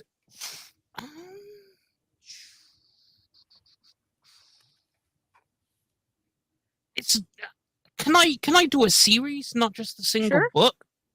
The Dawn of War, Warhammer 40k series. Are you excited Um, for the TV show? I absolutely am. I mean, Nice. I'm gonna go in for it, and anything 40k, I'm willing to check out. Like, I'm not big of a fan. Like, I'll go in with no expectations and see how it goes. Nice. What Top about you? 5 villains. Go ahead. Oh, this will be okay. Let's go with Eisen. Of course. Then we'll go with Askeladd, who is from Vinland Saga. Mhm. I'll throw Freezer in there. I'll throw Griffith in there, and I'll actually Envy. From Full Metal. Mm-hmm. Good one. And that's 5, right? I think so. Askeladd, Eisen, Frieza, Envy. Oh, I missed. Okay, I missed one. I just don't know if I could. I don't know if I remember it. I got a villain for you, Magus from Chrono Trigger. No, I said Griffith. Oh, You yeah. said- Did you? I included Griffith. Yeah. Okay. Well, in that case, I'll just put Vicious from Cowboy Bebop. That's a good one. Okay. Do that then. Throw that in there. Give that a freebie. Name one thing that's missing from society. Oh, there's a. That's a tough one. There's so many different options.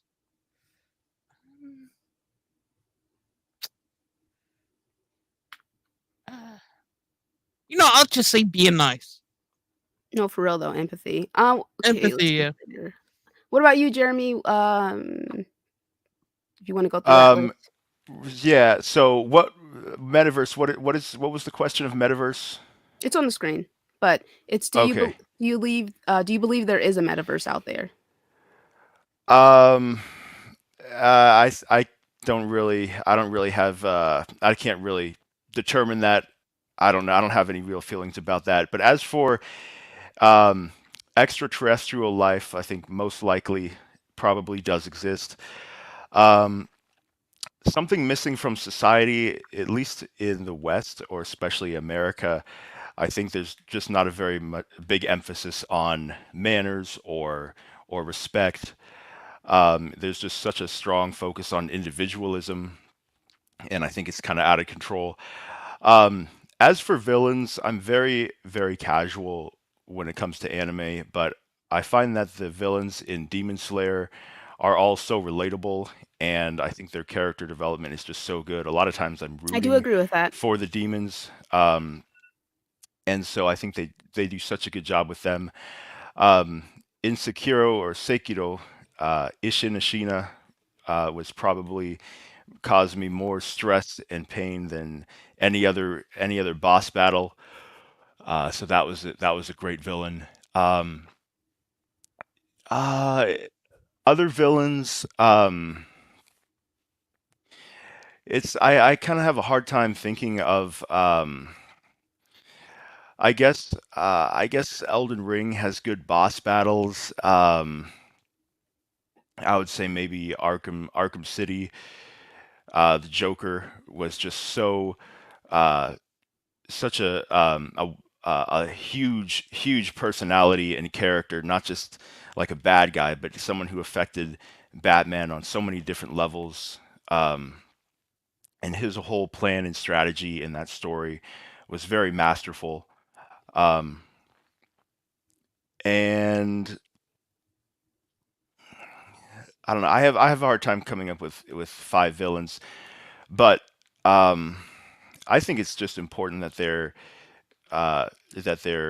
like opposite to the protagonist and that they really piss you off. Persona 5 has some good villains. Kamoshida I think was great.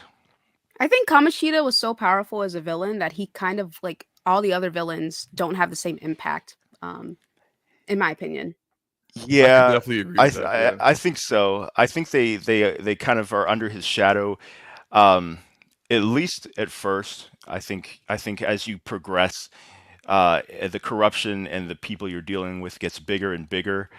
Um, I thought Kamoshida was going to come back, like the whole game. I thought he was going to make a comeback, but yeah, he was a top villain for sure. Um, and then let's see, book. I don't really read, so Oops. I couldn't really bring up a whole lot of books. I did read the Hunger Games series. That was fun. Um, but I do wish I was more into reading, but I just am not. And yeah, I think that's all the categories. So, oh, top things I can't live without. Um, like a comfortable bed. I think sleep is very important, and there's No, nothing you're more right. I satisfying agree. than going to bed after a long day, laying down, and it's hard to get out of bed in the morning. So I think that shows that it's like the highlight of the day. It's something that you wouldn't think of as being important, but sleeping in a good bed is like one of the best things in life, one of the simple pleasures. And then cake. I'm a huge cake fan. Some people don't like cake, which I don't understand, but it's my go-to dessert. Nice. What kind of cake? Um, it can be anything. Like ice cream cake is good, or like I have this one that's it's like a white cake and it has like custard filling. I don't know. There's so many options. It just depends on it depends on how good it is and who it's made by. Or like I picked one up from the bakery earlier today that's like a lemon and poppy seed. Like every week they have a cake of the week and you can buy an individual slice. And it's different every week. Like they don't repeat it twice and they've been doing it for like years. So just any good cake. Nice. Like Okay. chocolate is always good, but yeah, I'll take anything. Nice. All right. And then let's just do these. Let's see here. Okay, that's it's this week. Share this tab. Okay. Okay. Butt wipes or toilet paper? Both, my boy. Both. Um, and then Phil wants to talk about Brandon Sanderson's article is a topic he's nominating, and then Brandon responds. So we did briefly discuss that. But this cuck, okay, so not him, this is Brendan, but this cuck, Jason Cahey. Jason Cahey. Okay. He's like, Brandon Sanderson is your god. He's the biggest fantasy writer in the world. He's also very Mormon. These things are profoundly related, which I don't really see the correlation between him being a Mormon versus him being a fantasy writer, but whatever. We all believe in different things, right? So I would like to point out certain things as I go through this article. So Brandon Sanderson is a fantastic fucking writer. He's very, very talented. I'm currently going through the Way of Kings. Now, have I been reading this book for like 3 years? Yes. But like, here's the thing. I don't read a lot either. I don't have a lot of time for stuff. So, but from what I've read, it is very good and I'm enjoying it. Right. So Sanderson makes about 10 million. Last year, he made 55 million. This is obviously a lot of money for anyone. I think he's bringing that fact up because there's like this concept of people in society that we should hate rich people just based on like the fact and the pure basis that they're rich and it's a capitalist society and capitalism bad, all that stuff, right? So I think that's why he's bringing it up to put him into that light to get people to dislike him because of that, and also the Mormon thing. He brought that up as another factor to get people to dislike him, right? But for a writer of young adultish, never-ending, speed-written fantasy books, which again, this is just such a ridiculous statement in itself. If you've even like from the beginning, listen, hooked. I was hooked from the very beginning. Has a way of hooking you. He's very talented, right? And like he wouldn't be this. I would say that in this particular instance, someone who is very popular based on what they've written, this is it's warranted in this instance. There are some, like, you can make certain arguments for certain writers that, like, they're very popular based on the demographic that they appeal to. Take for instance Stephanie Meyer, very popular because Twilight ended up being a hit. Now, has anything Stephanie written since Twilight been a hit? Absolutely fucking not, right? But that is not the same for Sanderson. He has multiple series that are popular. Is that true, Slomo? Yes. Okay. Mistborn, Mhm. the Stormlight Archives.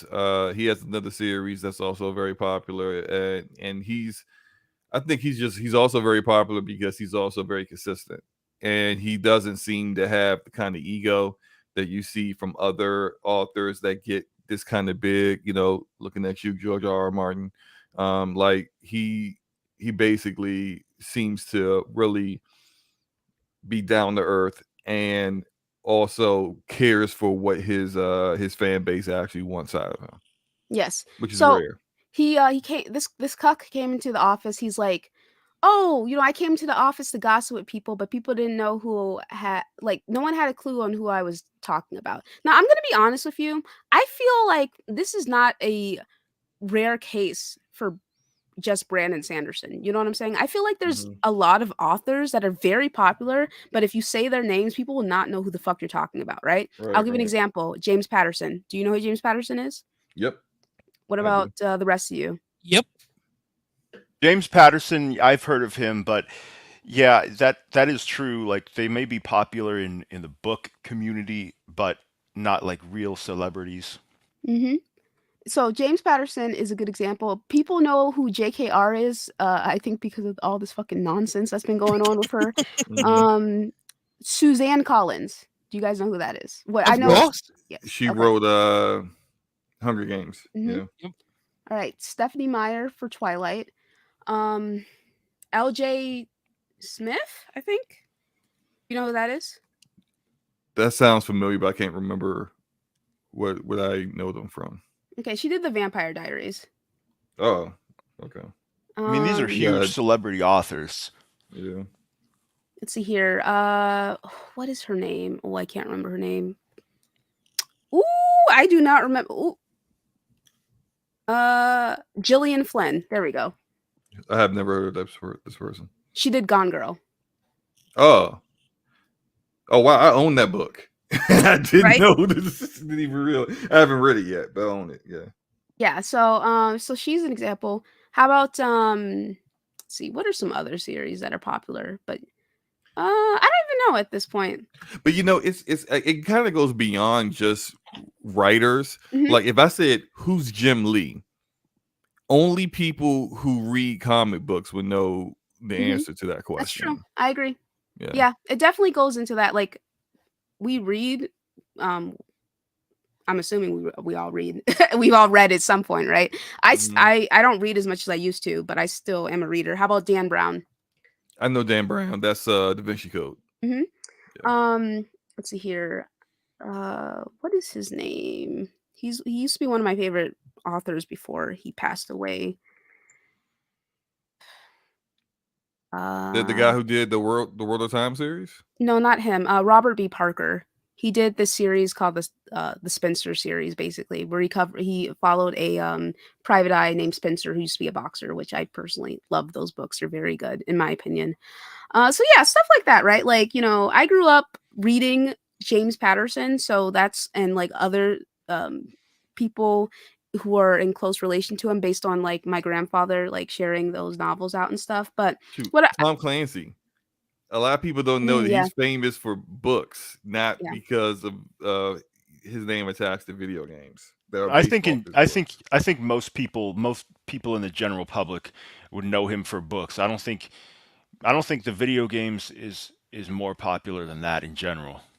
Well, I would say probably just like in this community, because Yeah, you got some definitely younger just people. community. Yeah, like they just like they hear I Tom think Clancy. a lot of gamers know he's an established author. Was Maybe. Yeah. How about, of course, Mary Shelley? Yeah, Never I heard. Mary Shelley. Oh, what do you mean? What do you mean? Yeah. Hello? Frankenstein? Yes, that's what I was trying to remember the name of the book. That's what I'm trying. It was like in the tip of my tongue. I was like, whoa, I'm what's trying to going get the on? name. I'm Okay. trying to remember the name of the movie.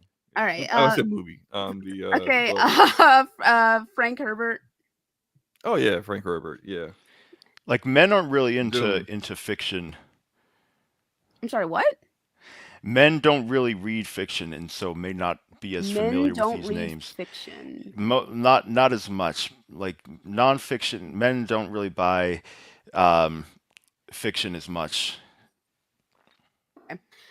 So Brandon Sanderson, let's see here. He has millions upon millions of fans. It doesn't matter that some losers at a single magazine have never heard of him, which I think that is like a weird statement in itself, right? The ignorance goes far beyond Wired. As far as I can tell, Sanderson has been a top-selling bestseller for the better part of the 21st century. Who has not been written about any in depth by any major publication ever. I called his publicist to confirm this, right? Which makes sense. Sanderson is extremely Mormon. All right, so here's the thing, right? Okay, here's the thing. Here's the thing. He brought up like this magazine for Mormons and all that stuff, right? The reason why Sanderson has not been talked about in the same way as someone like James Patterson has been, right? Is that Sanderson does not have any IP that's translated into TV shows or movies because he refuses to allow anyone to bastardize his writing, which I fucking appreciate, right? So that's why he's not on the same level as like fucking JKR or Margaret Atwood, which obviously I learned about Margaret Atwood in fucking school. So there's that. And then George R. Martin, who A Song of Ice and Fire is popular because it was popular before, gained extra popularity after Game of Thrones. Game of Thrones came out, right? So, and then let's see here, talking about the Wheel of Time, I mean, Twilight. if I could make all that money, like I say, go ahead and bastardize the shit out of it if that's what you got to do. You know what I mean? Yeah, but some people have integrity when it comes to their writing, and he already has like a lot of money from his fans, so he doesn't need to jeopardize his work in order to make more money, since he clearly is already very well off, Yeah. Yeah, it doesn't change his books though. I mean, those are still going to be what they are. which are very good.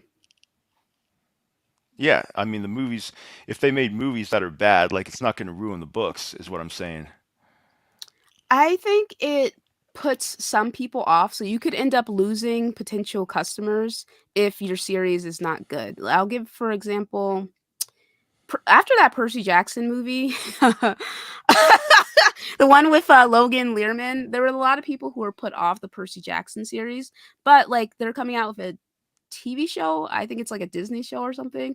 And I think if that show ends up being good, it's going to push more people to pick up those books and read them. I think it's the same goes for I think the movies and the books can go hand in hand in the sense that if you release a movie that's based on a book and the movie is, I guess I would say appeals to people slash is good, then people are more inclined to read the book versus if the movie's not good, they may write off the book even, right? So for me I mean, personally, they weren't going to read the book anyways. Like any movie or TV show that makes a name for itself is going to help sell the related product. yeah, but like what I'm saying is it would put them off it for good. Like they wouldn't even consider it. I'll give an example of a book that I was You mean aware of. an analogy? Is this an analogy? No, I'm using an actual book that was made into a movie. All right, go ahead. Okay. So Dune. I started reading Dune when I was in California a few years ago, and I was just like, you know what? I can't read this. This shit. I just like I tried to read it, but I'm not interested in reading this. I'm just gonna put it down, right? But then the Dune movie came out. I watched the movie. I was like, oh, it's actually kind of interesting.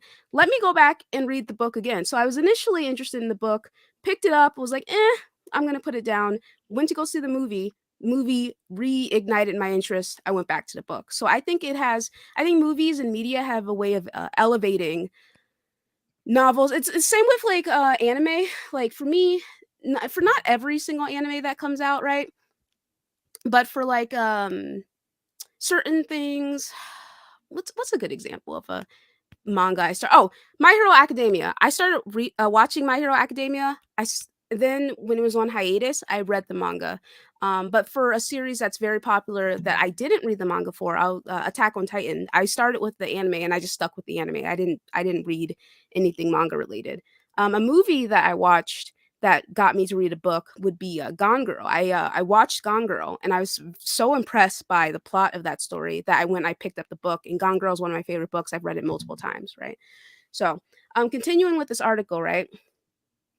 Um, this guy talks about how he finds Sanderson depressingly, story-killingly lame, which this guy is seemingly a writer, but there's that, right? And then he talks about like how he's dressed and just all this nasty shit. You know what I'm saying? And he talks about like his wife being his biggest fan and how he doesn't care about that. And I'm just like, maybe nobody writes about you because you don't write very well. And I'm just like, just like nasty shit. Like, and then he just goes on in this just gross spiel about things. Like, why is this article so damn long? Like just on and on and on and on and on about it, right? And then let's see here. There is this so then Brandon, he responds to the article and he's just like, hey, thanks guys. I don't know how I should respond to this Wired article. I get that Jason in writing it felt incredibly conflicted about the fact that he finds me lame and boring. I'm baffled how he seemed to find every single person on my trip, my friends, my family, and my fans to be worthy of derision. But he also feels sincere in his attempts to try to understand. So basically, Brandon, like his response to this was very, again, he's a class act, and he implored people to not disrespect Jason despite his nasty little fucking article. And he said he's a person, remember, just like each of us. Now, again, me personally, now I would have had a very different response, especially if you're talking about my fucking family in your nasty little article, right? But Yeah, again, when you start talking about my son is where I draw the line. That's it's grounds to not only am I about to go in on you, but I might take a trip to California to come see you in person. How about that? So yeah, him I thought it was way out of line to go on his wife. Like you don't have a problem with me, fine. To go in on his wife, his son, like his child, as well as all of his other friends and everyone, literally everything about him. And this is someone that he invited into his home, showed him nothing but kindness and hospitality, treated him well, fed him everything. Everyone treated him great, and he goes back home and writes this garbage. Okay, cool. I mean, look, it obviously by the reaction, it showed it backfired, and everyone is looking at this dude. What's his name again? Like I can't I don't forget. remember Jason something. Jason something, freaking nobody. Everyone is looking at this freaking nobody like you're a garbage human being, and you're just jealous at his success, and it clearly backfired. Well, maybe backfire maybe is too strong of a word.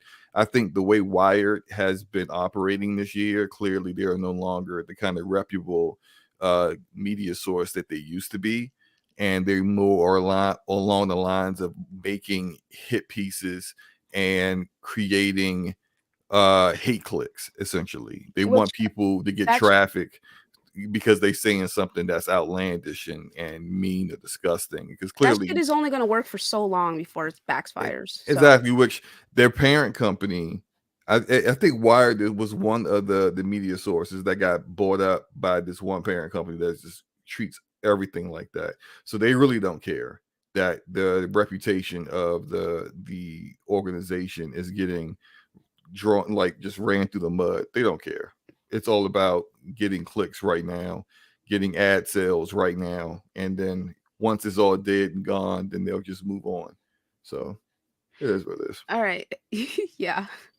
Okay, real quick, because Phil did mention this. Jonathan Majors has been arrested for What?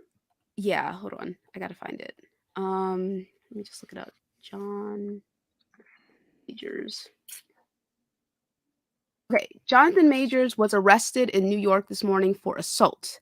The alleged victim was reportedly hospitalized and is in stable condition.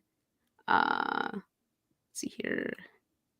Okay, let's see here. He was arrested this weekend on charges of strangulation, assault and harassment. His representative claims that he's done nothing wrong. We look forward to clearing his name and clearing this up. So yeah, I'm just like Phil was asking me about this. I told Phil I would just wait for more information to come out before anything, because I do try to wait for more information when it comes to these things. So we'll just wait for more information on that. We'll see what happens there. And it was a domestic dispute with a woman. So, Luca, yes. could you present my screen real quick? I got a bet with the guy in the chat real quick. Can you see that number of, to beat the story, when you beat the story, you end up in the Hall of Fame. This is in July 2022. What does that number at the bottom say? 21 million. So, for those who thought I wasn't talking facts, I am talking factual evidence. And we you, heard, and good night. We heard that 20 million figure, and that's everyone who's downloaded it and played the game. To get onto the Hall of Fame, you have to have beaten the entire campaign of the game. That's the only way you could become a Hall of Famer. Because the whole point of the game is to start off as a nobody to reach the Hall of Fame. If you played the game, you would know this. So, top 1% of 21 million. Does it? Where does it show that? 21 million have got to the Hall of Fame. This person's in the top 1% of the Hall of Fame. You understand that's a percentage, right? When you reach the Hall of Fame, depending on your accolades you got go into the Hall of Fame, determines where your percentage is. Easy, right? When you play the game, you do races, you earn accolades. Now, you could go in and accolades will give you bonuses and rewards and points. If you played the game, you would know this. Then, once you get all the way to the end, you reach the Hall of Fame. There's a huge cutscene, there's fireworks, everyone's super happy, people are cheering, there's music, hooray. Then you continue on with doing whatever you want to do. So, when this number 21 million, that means 21 million have played the game to reach the Hall of Fame. So, all right, it's okay. This is factual evidence. You cannot argue. Let me read this. This is from VG247. Forza Horizon 5 Hall of Fame rewards, how to enter, and more. All right, how to enter the Hall of Fame in Forza Horizon 5. There's 2 steps involved in getting into the Hall of Fame. The first is unlocking all 13 Horizon adventures, which take several thousand accolade points. You don't have to actually complete the adventures, though doing so is a good way to earn more credits and XP. So according to this, you don't have to actually complete the 13 Horizon adventures to enter the Hall of Fame. How do you unlock the adventures? I mean, the adventures can be unlocked, but you said you have to beat the game and finish everything. How do you unlock all the adventures? It says the first is unlocking all 13 Horizon adventures, which takes several thousand accolade points. But how many accolade points are you earning in how much time does that take on average? Like what is the value of 1,000 accolade points even? That takes a while. It depends on the accolade. Accolade have various points. Can you be on the Hall of Fame by just installing the game? We can universally say the answer is no, right? Right? Yes. You have to play the game, right? Yes. I mean, you can download it. You can download it and then just launch the game, and you wouldn't be in the Hall of Fame, right? You have to understand. You have to play the game to unlock the adventures, and you have to go certain far in the game to unlock the next adventure. And to do that, you need accolade points. And how do you get accolade points? You have to do various events and races. So it really doesn't matter if 21 million people or 20 million people beat the game. The point is that if there's 21 million people in the Hall of Fame, all 21 million of those people actually played the game. Does it say? You just provided a quote that showed that there's only two ways of getting into the Hall of Fame: beating the game or doing whatever the heck else you just said to do, which is still actually doing something where you play the game, correct? Right, but does it say that those playing 21 the million does it say that those 21 million are all in the Hall of Fame? Yes, that's the Where? Hall of Fame leaderboard. You might be in the Hall of Fame, but it says out of 21 million players. Yes, in the Hall of Fame. That's the Hall of Fame leaderboard. That's why there's an accolade score. So Singer, what you would probably need to do is go show a different leaderboard that's not the Hall of Fame leaderboard that shows even more players. One doesn't exist. That's your leaderboard. Because when you get on the leaderboard, you rank up on the leaderboard by earning accolades. Okay. Yes. Okay. All right. Thank you, Singer. I appreciate your added clarity on that in that regard. Okay. So real quick, why I said I want to wait for more information for Jonathan Majors is that Chris Avalon, what was he from? Chris Avalon is the lead writer from Knights of the Old Republic 2. I think Fallout New Vegas. He was accused of sexual assault, and he ended up being fired from multiple projects he was involved in because of it. He filed a libel lawsuit, and he's won. And like the people who let's see here, Miss Barrows has requested to retract her comments to the media about me. After engaging with Mr. Avalon, we've prepared the following statement. Mr. Avalon never sexually abused either of us. We have no knowledge that he has ever sexually abused any woman. We have no knowledge that Mr. Avalon has ever misused corporate funds. Anything we have previously said or written about Mr. Avalon to the contrary was not our intent.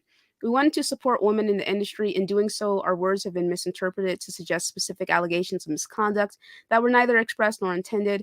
We are passionate about the safety, security, agency of women, minorities, LGBTQIA+ persons, and every other community that has seen persecution in the video game industry. We believe Mr. Avalon shares a desire to protect and uplift these communities. We believe that he deserves a full return to the industry and support him in these endeavors, says Carissa Barrows and Kelly Ray Bristol. And then Chris says, I appreciate the willingness of Ms. Barrows and Ms. Bristol to work with us in addressing issues with the game community and their advocacy to be commended and supported. Let me look up. I don't remember him getting. Do you remember him being accused of this stuff? Flomo? Yeah, I remember it happened around the Me Too movement thing that was just it definitely wasn't something that was just in the video game industry, but it was like mostly in Hollywood around Harvey Weinstein and the disgusting stuff that he was doing. But like out of the good that it did, there was also some bad because there was a lot of basically just believing people flat out without actually looking into it. No investigative work, no proof of anything. And there were a multitude of people who kind of took things, got really, hit with false allegations, or like, for example, I forgot the Indian guy's name, but he was on Parks and Rec. He got hit with that. We all know about Johnny Depp and his ex-wife. His ex-wife, creating all these lies when she turned out to actually be the abuser. And then in the video game industry, the Me Too movement also hit, and it did do some good in terms of, say, like exposing companies like Activision Blizzard that had a lot of stuff going on, as was Bungie and various other places. But when it came to the Chris Avalon, he had 2 accusations that which got him immediately fired from, I think he was working with Techland at the time, because he had left he'd already left Obsidian, I believe. But I believe he was working with Techland. Dying Light, yeah. Yeah, working on Dying Light 2 when he got hit with those accusations, and Techland immediately just fired him without looking into it, without doing more to make sure that it was accurate or not. And yeah, I'm reading into his initial statement. He said that they had made these accusations against him because he broke up with or a bad breakup he had with their friend Jackie. And all right, let's see here. Yeah, so they made these. Damn, I'm glad he fucking sued them. like, I think more people more men especially who are accused of like sexual misconduct, if they know for a fact that they didn't do that shit, yeah, you should fucking sue these women who are saying this shit because they literally are ruining your livelihood and they're ruining your reputation for forever. You know what I'm saying? There's still some people who are going to be like, well, he probably did this or that to make them retract their statement or whatever. You know what I'm saying? Like, you get what I'm saying, Slomo? Like, there are some people where, regardless of this information coming out, they're not going to believe him. They're always going to have that that skepticism there based on these accusations, and I I think more men who get accused of sexual assault and like it's not true, they should sue the women. It's proven to not be true. They should sue the women who I think, accused them. yeah, I mean, yeah, but I think also we like it needs to be a crime I to agree. do that, I and do agree. these women that do that need to start getting jail time. I will never forget this case. They definitely It's should. awful. There was this guy in high school. He was a high school football star. He had a full-time scholarship and everything, and he was going to go play for like a big time school.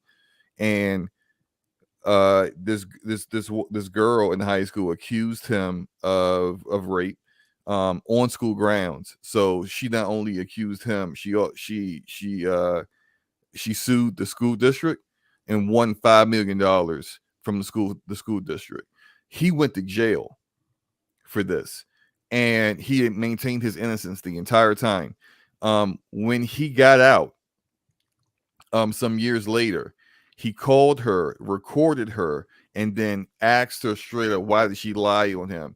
And this idiot, of course, told him flat out she lied because she wanted the money. She knew that he was popular, that it would get out and it would be a big deal. He told her, I'm recording you, I'm going to expose you. Her response is, hey, look, I'm sorry about what's going on with your life and everything. I'll admit fault as long as I can keep the money. Did they take the money? They absolutely took the money Good. back. Yeah, but she deserves jail time, dude. I agree. Yeah, deserves jail time for stuff like that. And the fact that there are no consequences for her outside of her having to give the money up is egregious. It's the reason why it continues to keep happening, because if you feel like, oh, well, you know, my way of getting back at a specific person who may have like hit it and quit it is that I lie and say it wasn't consensual.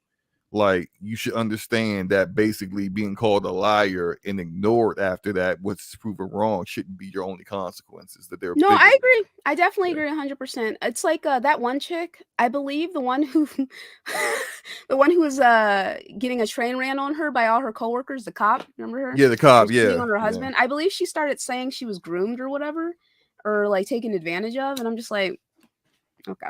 Hey, that don't sound like all right, you you know what I'm advantage of saying? me. So I'm just like, you know, I just think that and like honestly, false accusations hurt real allegations, you know what I'm saying? And they're doing a major disservice to everyone and anyone who experiences something as awful as that. So all right, so yeah, anyway, what I'm saying is I'm just gonna wait for more information on Jonathan Majors before like making any statements on it. If it's true, get his ass out of here. But you know, we'll see. You know what I'm saying? Okay. Anyway, let me go. Real quick. I also want to say that there is and I'm not trying to say this is happening with Jonathan Majors, but something to think about.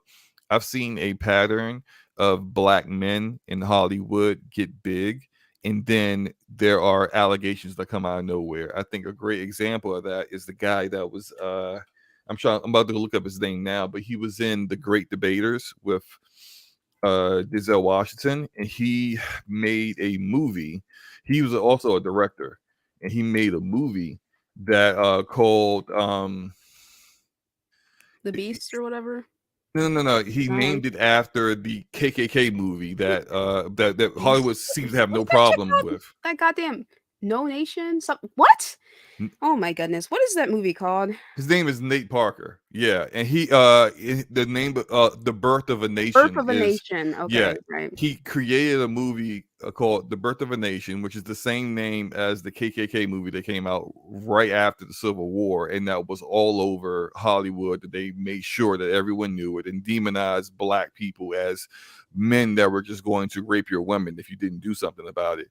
And he created a movie about Nat Turner, who had a rebellion against slave masters, and even though the rebellion was put down, they killed a lot of racist white people. And he made a movie about that. Hollywood didn't like it. He said, I don't care, I'm making it anyway. And then out of nowhere, these allegations came out from college from an old ex-girlfriend of his, white woman in college, came out and accused him of rape and assault, even though like they were in a consensual relationship for 2 years. And it was never like, there was nothing there, no evidence of it. And when he went to go defend himself, she just, backtracked. Oh, okay, whatever. Just basically like it's not that big a deal. It's done with. But the damage was done because the accusations came out right before his movie came out. Yeah. Okay. No, I So, hear you on yeah. that. It's definitely out of control. I don't know, Mike. I think I would have to see more cases of like rising black stars being. But it's like, how many of those happen? Well, how many of those have happened? Exactly. It's like, no, I'm asking you so a question. rare. Like, it's well, yeah. it's not. But you said like there's a often. rising case, so that's why I was asking if there's like more examples. You know what? I probably can't. Maybe I misspoke. We call it like a pattern, but I just like the last time I saw a black guy come up, and this hasn't happened to Michael B. Jordan yet, so maybe I'm just off, but. Or maybe this happened to Nate Parker simply because he decided to tell Hollywood, no, I'm gonna do what I want to do, and they got after him. But well, yeah, if you don't follow the Hollywood machine, they're gonna they're gonna get your ass up out of there, which is insane because there's so much like assault prep and like that nasty shit like a prevalent in Hollyweird, you know what I'm saying?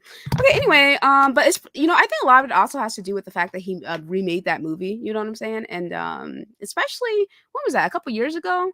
People didn't really start like hopping on the we're all for speaking out against racism train until a couple years ago. So a shout out to Derek, who's been a member for 24 months, saying the same actor who starred in American Skin.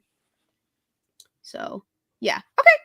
Cool. Let's get out of here. And if I could just point out real quick, sure. just to if you do go on True Achievements, I would suggest just go on Google and search Forza Horizon 5 Hall of Famer achievement, and that'll take you to the page, and that'll pretty much tell you everything you need to know. It shows that 10.13% of Xbox players have unlocked the Hall of Famer achievement. So hey, the 21 Jeremy, here's the problem with that. You see, there's 20 million people. Does True Achievements take into account Steam players? It's the True Achievements. It's a percentage. It doesn't really matter. Does it take into account people who play it on Steam? So you're saying people who play it on Steam, right? There's a higher percentage of people who go into the Hall of Fame. Okay, anyway, so shout out to Dr. Eldon Tyrell Rosen, who just joined the channel as a member. Shout out to Tevin, shout out to H-Dog, shout out to Derek, Stankma, King Metrotron, Lionel, JB Cash, Meat Puppet, Scrotum, Phil, Alex, DQ's Blizzards, John the Don, Smokes, Dorenza, Stardust, Outlaw, Risk It, Stone, Dexflex, Starbuck United, Drav, Kinney, DC, Texas, Shogun, Mike, It's Me Baby, Big Daddy, Smitty, Larry, Iman, Plus on the Block podcast. So shout out to those boys. And again, Stone hosting the charity event. El Huito, Sub Negros or X-Man, Yobi, MJ, Jazzy, Erodimus, and Bandy, Damian Dom Strictly, Sir Duck, Sycamore, Zion, and Elbrisky, Corey, Light Strife, J Barry, RK, Papitio, Nautical, Jet, Brandon, Envy, Jarrell, Slomo, and Hannibal for being members of the channel. Shout out to all the super chat support. Shout out to everyone who hung out in the chat. Shout out to everyone who listens later.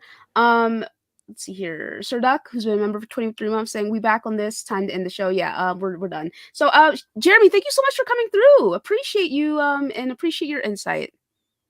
Yeah, absolutely. Thanks for having me. And shout out to Scumcast and anyone who is a fan over here. who knows me from the other podcast. Shout out to you guys. All right. Singer. Very eventful show. Shout out to Jeremy coming through, and shout out to the chat for being awesome. And we'll see you all later. All right, Slow. Yo, what's good about here? Great show, great chat, great all that stuff. Play your games. Have a great weekend. All right, go see John Wick. All right, bye, boys. Peace.